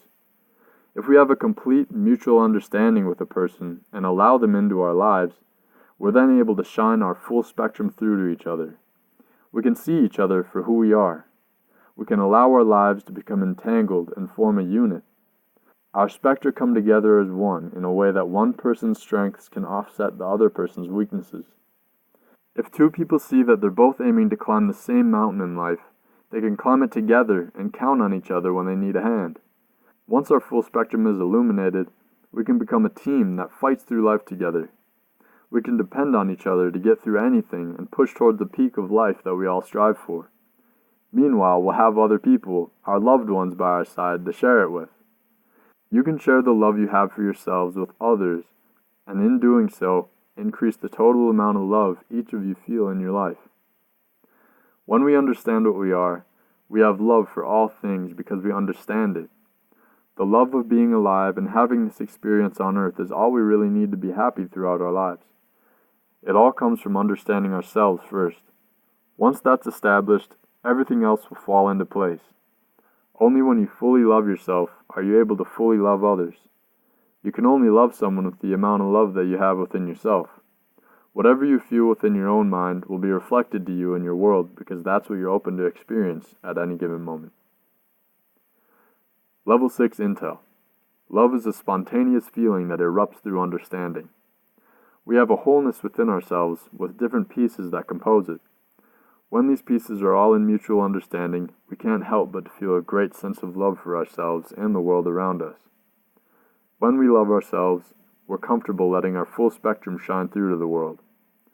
Only when we're able to shine our full spectrum can we fully experience love for others. Level 7. Reflections. As we shine our full spectrum into the world through the present moment, the world will show us the exact person we are because it's reacting to our most real state. When we're acting as our true selves, we can see the purest form of how the world reacts to us because everything that happens will be a direct result of what we put out, our true self. As we act through our full spectrum, things will happen as a result of what we do. Then we can look at what happened as a result of our pure self's actions and evaluate the current state of our full spectrum. This is an opportunity for learning from the past and growing toward the future. In the present moment, we can look back and see our world reflecting to us the person that we are. Reflections of ourselves are on every level, but for now, let's only look at the reflections of our mind and our individual thoughts in the world, as these are the most basic and useful form of reflection. Just like loving yourself on the inside is the same as loving others on the outside, what you are on the inside is what you'll see on the outside. When you hate something, you take only the piece of it that you hate for yourself, not the whole thing. You can hate it so much because that feeling belongs to you.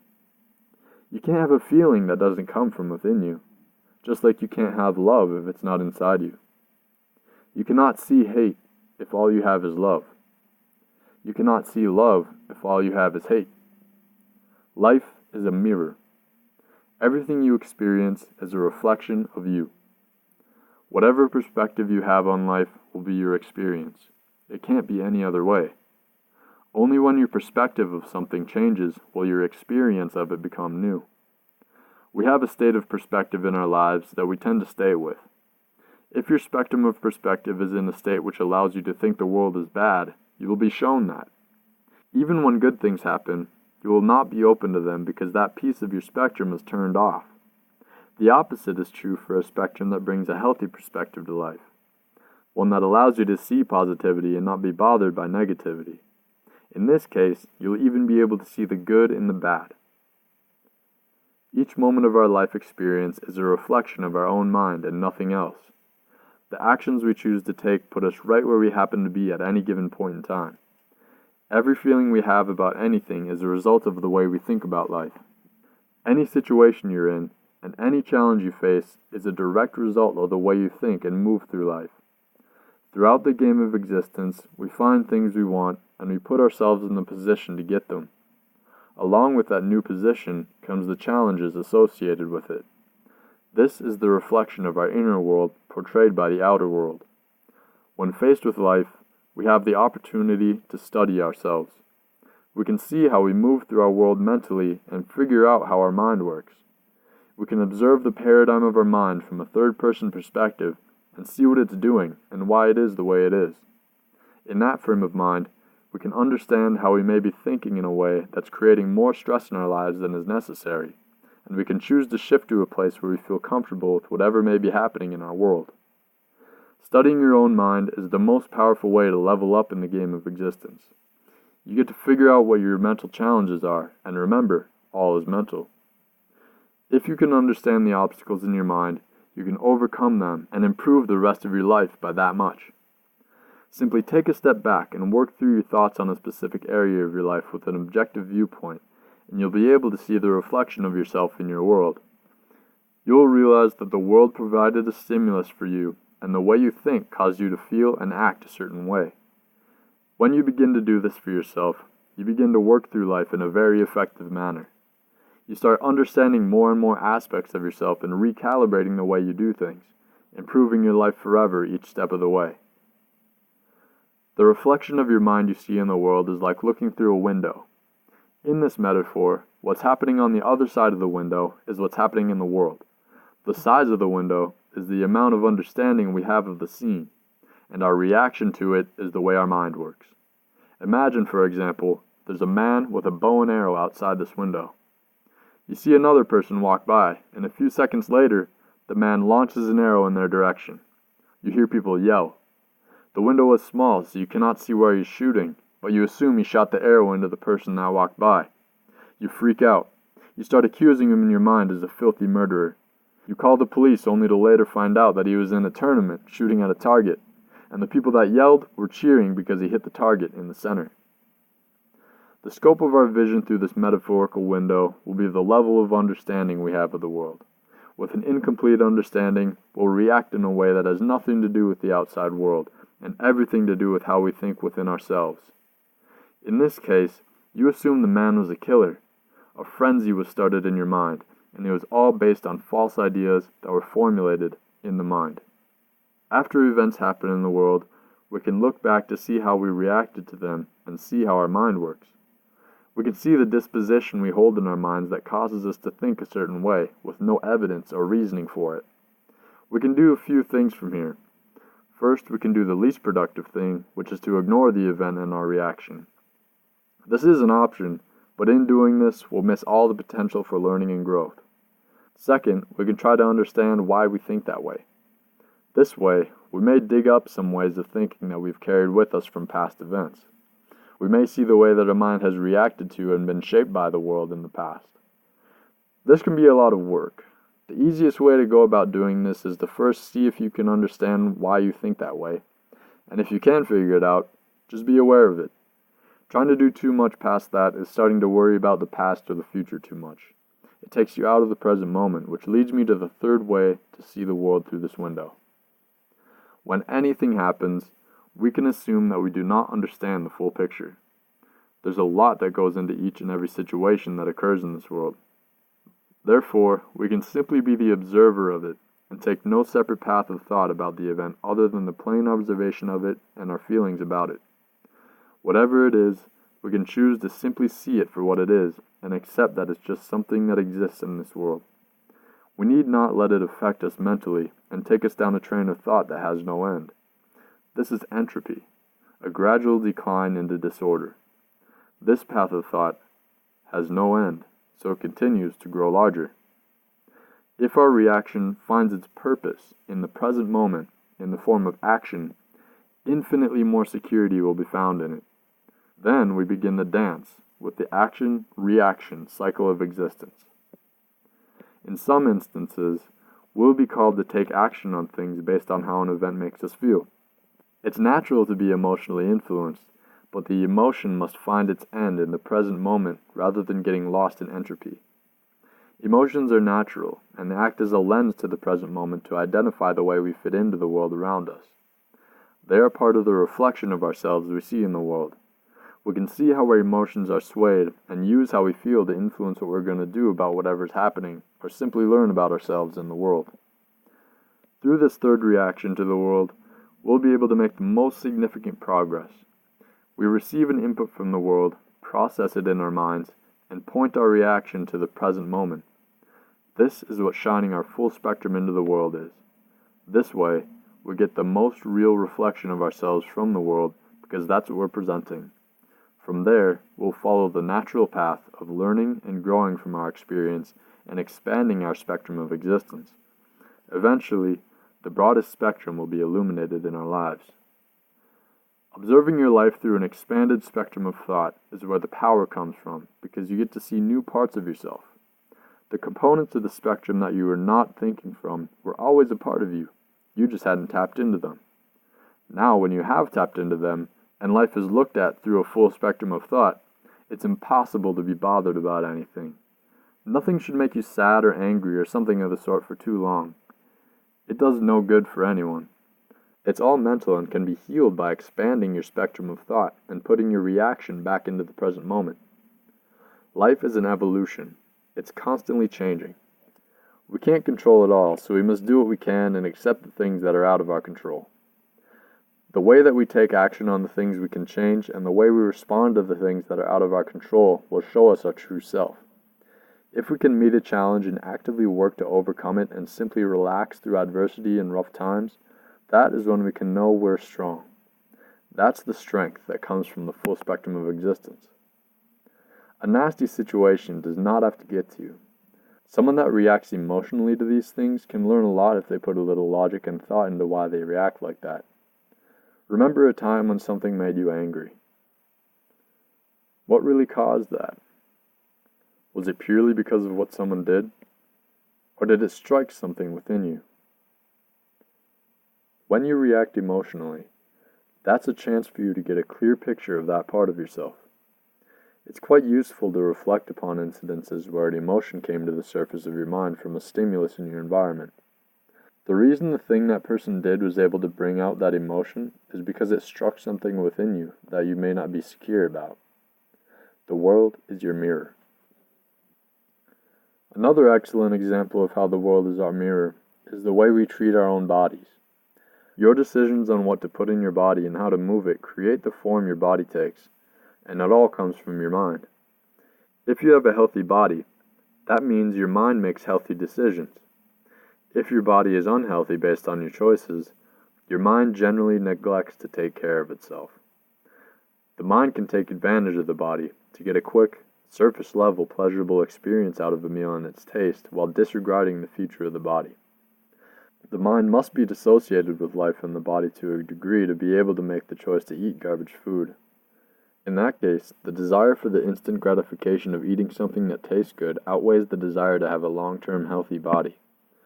This is an example of what a narrow spectrum of existence can do, and it reflects the effects on all other areas of life when a narrow spectrum is held.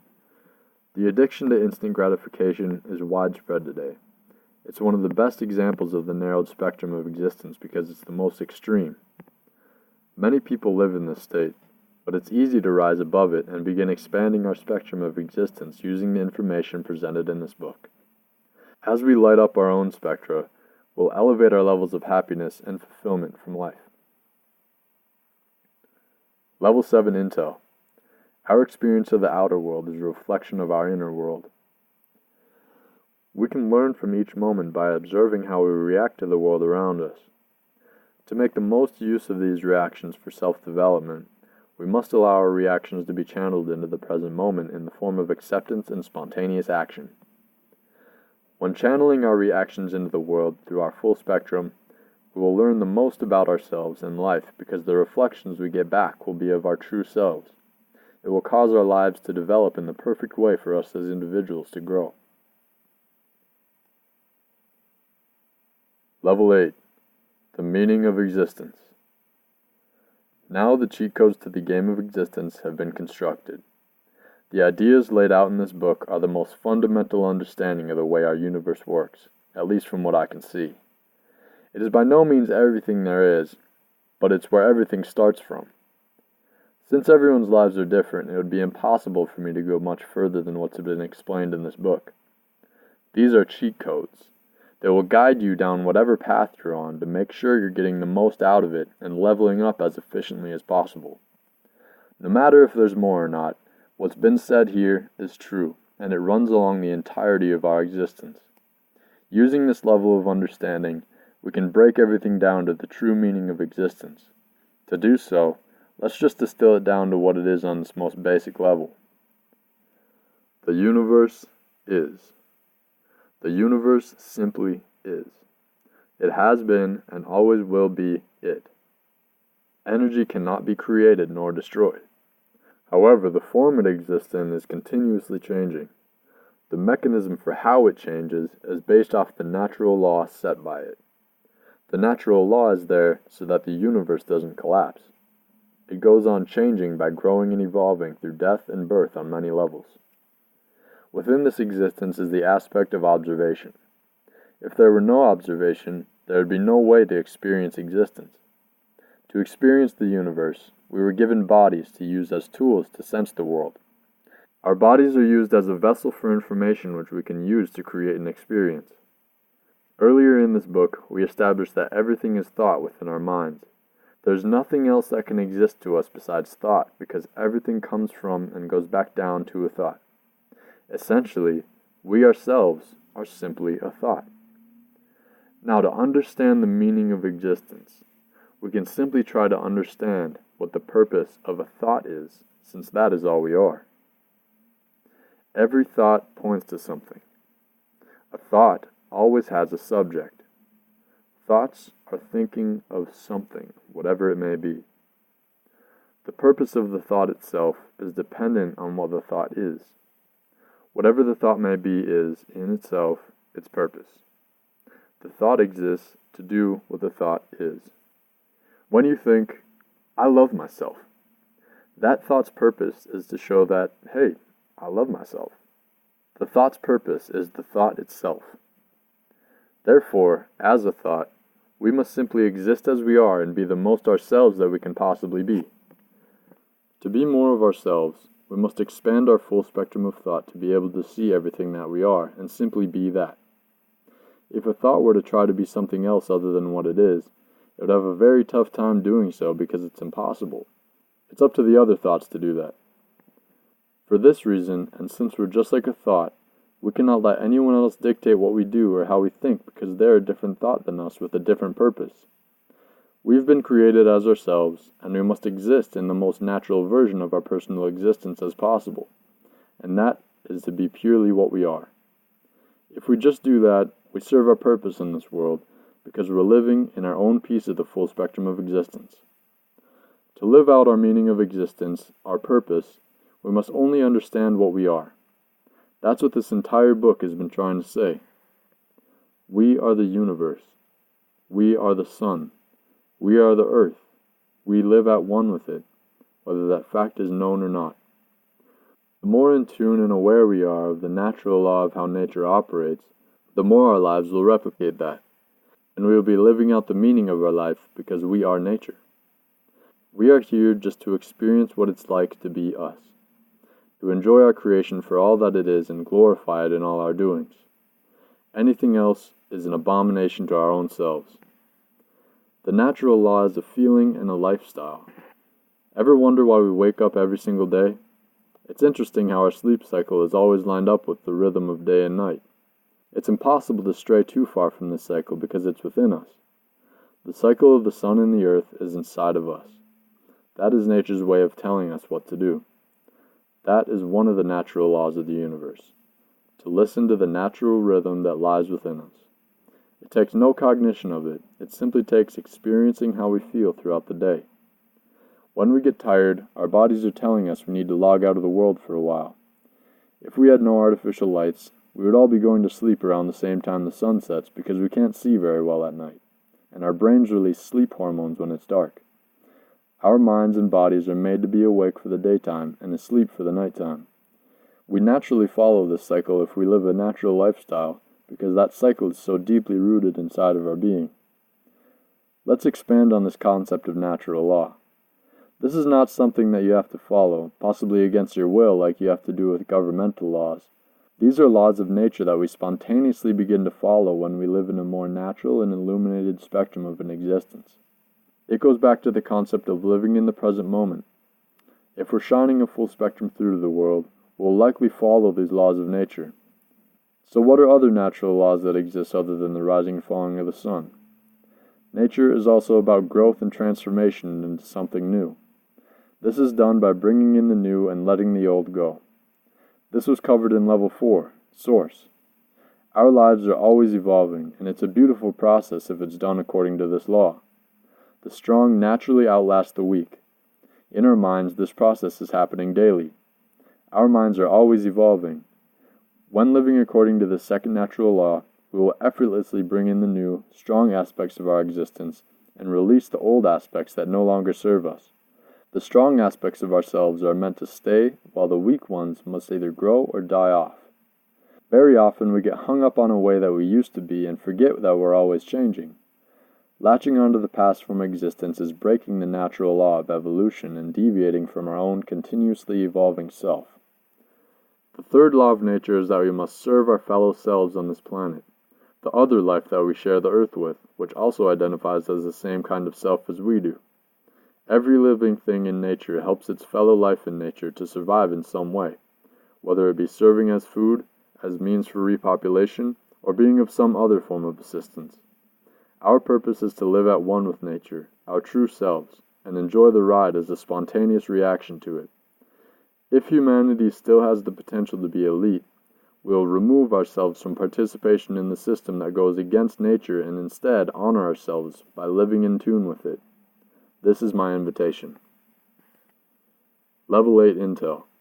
The meaning of existence is to exist as we are to the fullest degree, living through the full spectrum of our own existence. When we are in this state, we will naturally move toward living out the laws of nature as a spontaneous response. Level 9. Application. This is the game of existence. There are levels to our minds and how much power we have the potential to hold within them. Where you are right now represents the amount of the full spectrum of existence that you've tapped into. There's nothing wrong with being in any state of the full spectrum of existence if you're happy where you are and you don't see how things could be better. However, if you do think that things could be better, this is your full spectrum of existence in the present moment telling you that you need to take action. The action it's asking for is to apply the knowledge laid out in this book to your life. To achieve our goals of being the person we want to be and have the life experience we want to have, we must level up to a point where we're mentally and physically strong enough to achieve it. We must tap into the proper amount of the full spectrum within us. Once we're on that level, it's only a matter of time before our goals are met. If we're not on that level, we're not the person we need to be to achieve our goals. Instead, we're the person we needed to be to get to where we are now. If we don't know for a fact that our goals are coming in just a matter of time because we're on the right level, there's likely more we must do before the goals become a reality. The person you are right now is not the person that has achieved your goals in the future. Your path through the game of existence has not gotten to that level yet. The greatest power one can have for getting to the level they desire is the ability to change. If you stay the same way you are right now, you will keep getting exactly what you're getting right now. When faced with any choice to make, you'll keep making the same decisions you made in the past because you haven't changed yourself. In that case, you're the same person that has made those decisions in the past, so you'll continue to make them. If you're not where you want to be in life right now, a change must be made. It starts with applying the things laid out in this book to your life and throughout your time in the game of existence. The application of knowledge to your life is the most crucial part of learning it. You could be the smartest person in the world and still live the worst life imaginable if you don't apply any of the knowledge that you have to your life. The application of the lessons you've picked up through experience is the most important part of anything that you'll ever learn. Without the application of what you know, you'll be like the sun with no earth. You'll have all the tools necessary to sustain the life of a metaphorical planet like Earth, but it's not there for you to make it into the wonder that it could have been. That's why this level is so important and placed near the end of the book. Once you learn all that you need to live the life you want to live, all you need to do is apply it. This sounds easy, but it's one of the big challenges we're presented with in the game of existence, because to do so, we must become a new person and leave our old life and our old self behind. What we think we are must pass away, and we must continue with a new, better, faster, stronger self. Applying the knowledge you have may not be as easy as it sounds. It's easy to get excited about something and live it out for a few days. However, more often than not, we tend to fall back into our same old routine. That's where the real challenge is. It's in sustaining that change in your life. To do that, you must be aware of your values associated with the change and what you change from. You must stay mindful of why you want to change and what you'll get from changing, and also what you'll get if you don't change. When you get excited about something, it moves you to a place that feels good to you. At this point, you're very aware of how much you want that to become a part of your existence. You may bring it into your life, and you might even keep it there for a couple weeks or so, but after a while, people tend to forget why they were so excited about whatever it was. The way you've been for months or years before that can creep back in, and you go back to those habits. The reason we can allow that to happen is that we haven't fully integrated our new way of being into the person that we are at our core. We must empty our lives of things that we do not want. If it's in line with our goals and our present state of being, we must rid our existence of toxic things like bad food, dirty water, certain types of people, distractions, and different forms of negativity. Then we must fill our lives up again with the aspects of life that we want to be there. We must also know how much value those things bring to our lives compared to the things we want to get rid of, so that we're willing and able to integrate with this new lifestyle. We must truly understand how much better off we'll be with our new self than if we were to stay in the rut of our old ways. Take some time to sit and think about how much value each aspect of your life will bring to you. Think about how much it will benefit you in the short term and in the long term. Maybe even write this all down and figure out which things will bring you the most value along the short and long term of your life. Let those aspects into your life and fill up your days with only that, so nothing else can infiltrate your life. Fill up your life to the max with the things you want so that you don't have any time for anything less important. Make it impossible to be any less than what you want to be. Consider your current daily habits and routines. Think about what each of them are for. Are they for your short-term happiness and satisfaction and not so much that of your long-term? A balance must be found here. The long-term is what will impact the majority of your life, so it's quite important compared to the short-term. But at the same time, you don't want to sacrifice your short-term happiness too much in tribute to your long-term. We can try to stay happy along the way. Being unhappy in the short-term will ultimately ruin your long-term experience because what you're doing is draining you too much. And after all, the present moment is all we really have. Choose the decisions in life that will bring you the most overall enjoyment given the long-term and the short-term outcomes. Set your intention for where you want to go in your life. Maybe you want to create something. Maybe you want to develop a skill. Maybe you want to just become a better person or make an impact on the world. Hold that intention and get to know it. Spend some time with that and fully understand why you want it. It came from you, and because you have it within you, you can make it happen in your world. It's only a matter of time once you apply the knowledge you have about it to your life. Understand what you must do to get to where you want to be. Here's an incredibly useful strategy that I picked up from a wise man that goes by the name of Andy Frisella. I invite you to get a notebook. And every day, write down 5 tasks to do the next day that relate to your goals. Write down things that you don't usually do but need to get done to meet your goals. If you do everything on the list for that day, you'll win the day. Write a W next to the day. Once you write that down, you have the rest of the day to do whatever you want. If you don't do everything before you go to sleep, you lose. It's okay, but you have to be honest with yourself and write an L. Make each day a game. If you win the day for 7 days in a row, you won your week. If you win 30 days in a row, you won the month. Using this notebook makes you feel delighted with what you're doing once you get those wins to pile up. It also holds you accountable for not doing the things that you wanted to do. Trust me, this method works and it's super powerful. As you go through these days, you'll be amazed at how quickly your life changes. You'll see massive leaps toward where you want to go in your life. Only doing 5 simple tasks per day that move you toward your goal will drastically change your state of being because the days add up. Take this into your own life and adapt it to your goals. Maybe you aren't in the place mentally or physically that you want to be. This tool is a great way to get there. Or maybe you are where you want to be. This is still a great thing to do every day. You can use what you have accomplished and act through the person that you are to overflow into the world around you and make it even better for yourself. We all have advancements that we can make if we choose to. If you want to make progress and grow, the tools for you to do that are here. Level 9 Intel.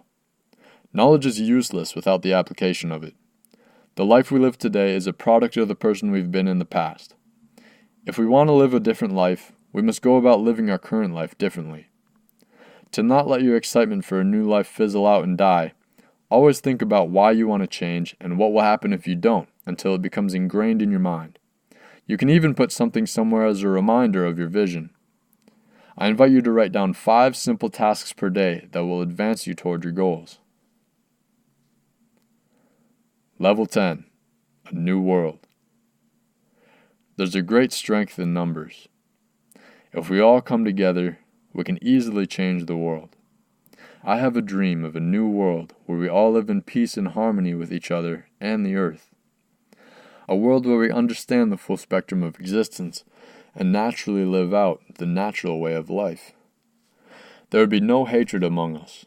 There would only be understanding. This type of world is within our reach. It always has been and always will be as long as we're here on this earth. It's up to us to make the decision to bring this way of life into existence. I believe that we can do it, and do it quite easily once we band together. Right now, most people think things could be better in the world, and most of us have the same sort of ideal, but we have no real collective movement happening to bring us in that direction. This is the place we're doing that. We're building this online community to be the lighthouse for change. As we grow stronger ourselves, we'll automatically influence the world around us and make an impact. Once we have the resources necessary, we can bring this online community into the physical world and start something together that makes an even bigger impact on our own world and the earth just the same. We're making it our one mission in life to build this into something magical. That is the reason for the existence of this book and everything else that will come from the and our social media. We just need to join forces. I realize that all we need is something that will bring us together. We all know that we want to save the earth and live better lives, but there's no mass action being taken. We created this movement as a place where everyone can come and start the progress toward a higher level of existence on this earth together as a team. We can share ideas with each other and have other people we can talk to about all of this along the way of making it happen. Once the people can come together for this one cause, we can change the way we experience life and live in bliss alongside the planet. If enough of us repent from the ways that we've grown up with that aren't healthy and adopt the ways that we know are right for us, we'll be able to change the world for the better in our own lives, which will lead to the world as a whole changing in the same way. It won't take too much effort. All we need to do is spread this message to the people close to us. Share the Spectra.com with them. Invite everyone you can to read this book, check out our website, and join our YouTube channel and Facebook group. Together, with enough people, we'll change the world. It's incredibly possible and easily achievable. Our dream for a new world includes creating a new society. We'll live the most natural life people could possibly live, away from the imbalance of the modern world. We're creating a place for people that understand existence to join us and the rest of our soul family in living the most natural life. We'll become a powerhouse for the drive toward prosperity of ourselves and the earth. Again, the more people involved in this, the more powerful we'll become. The ultimate goal is to have a strong, self-sustaining community. The community will be called Spectra, which is the plural form of the word spectrum. Each person there is their own spectrum with their own strengths, and together we'll combine all our minds to become the one, Spectra. Spectra is going to be in a tropical environment with an abundance of natural beauty surrounding it. It won't be too cold or too hot either, and we'll have good exposure to the sun. Here we'll have everything we need to live the way we want, including a village for us to stay in, a garden for us to grow our own food, and solar panels to power everything. If this sounds like something you want for the earth, or something you want to be a part of yourself, you can join in with everything we're doing here. Make sure to subscribe to our YouTube channel and join our Facebook group to stay involved and help us grow. We don't ask for any money from you, but we do ask that you pay our fee and invite as many people as you can to check us out. This will help a lot because it will increase the number of people living in tune with the full spectrum and allow more people to be involved in growing the movement as well. If you feel that you want to contribute even more, you can find out how to do that at theonespectra.com/contribute or get in contact with us at theonespectra.com/contact. Either way, as long as you're here, you're helping out. This dream of a new world is something we've been thinking about for years. The time has come to make it a reality. We have the knowledge, we have the tools, now we just have to do it. The more of us there are, the easier it'll be. It's only a matter of time before we make this happen and have a massive impact. Level 10 Intel. Together, we can change the world. Join us as we build our community and bring in this new way of living. Subscribe to our YouTube channel. Join our Facebook group. Invite the people close to you. Go to theonespectra.com/contribute to find out how you can boost this project even faster along its path. Debrief. There are many things that we have to offer here at the One Spectra that would not make sense in the frame of this book, so it'll be part of our YouTube channel and our website. If you haven't already, go to theonespectra.com to sign up for our completely free, all-inclusive membership there to receive email updates on what we put out so you can stay up to date with the evolution of this movement. Everything we'll be creating online will be entirely free for anybody that wants it. The reason for that is the fact that we don't want this to be held back from anybody, especially for something as superficial as money. That's why everything's free. Each person can decide for themselves what it's worth if they want to. If you want to get in touch with us in our community, feel free to join our Facebook group where we have people of like minds coming together in one place to share thoughts and ideas and spread the love of understanding existence. This movement has the potential to change the world forever. The more people we have on board, the more of an impact we'll have. I know we'll never stop growing and making a bigger and bigger difference in this world for the better. That's all we want to do with our lives, and we're thankful that you're here with us for it.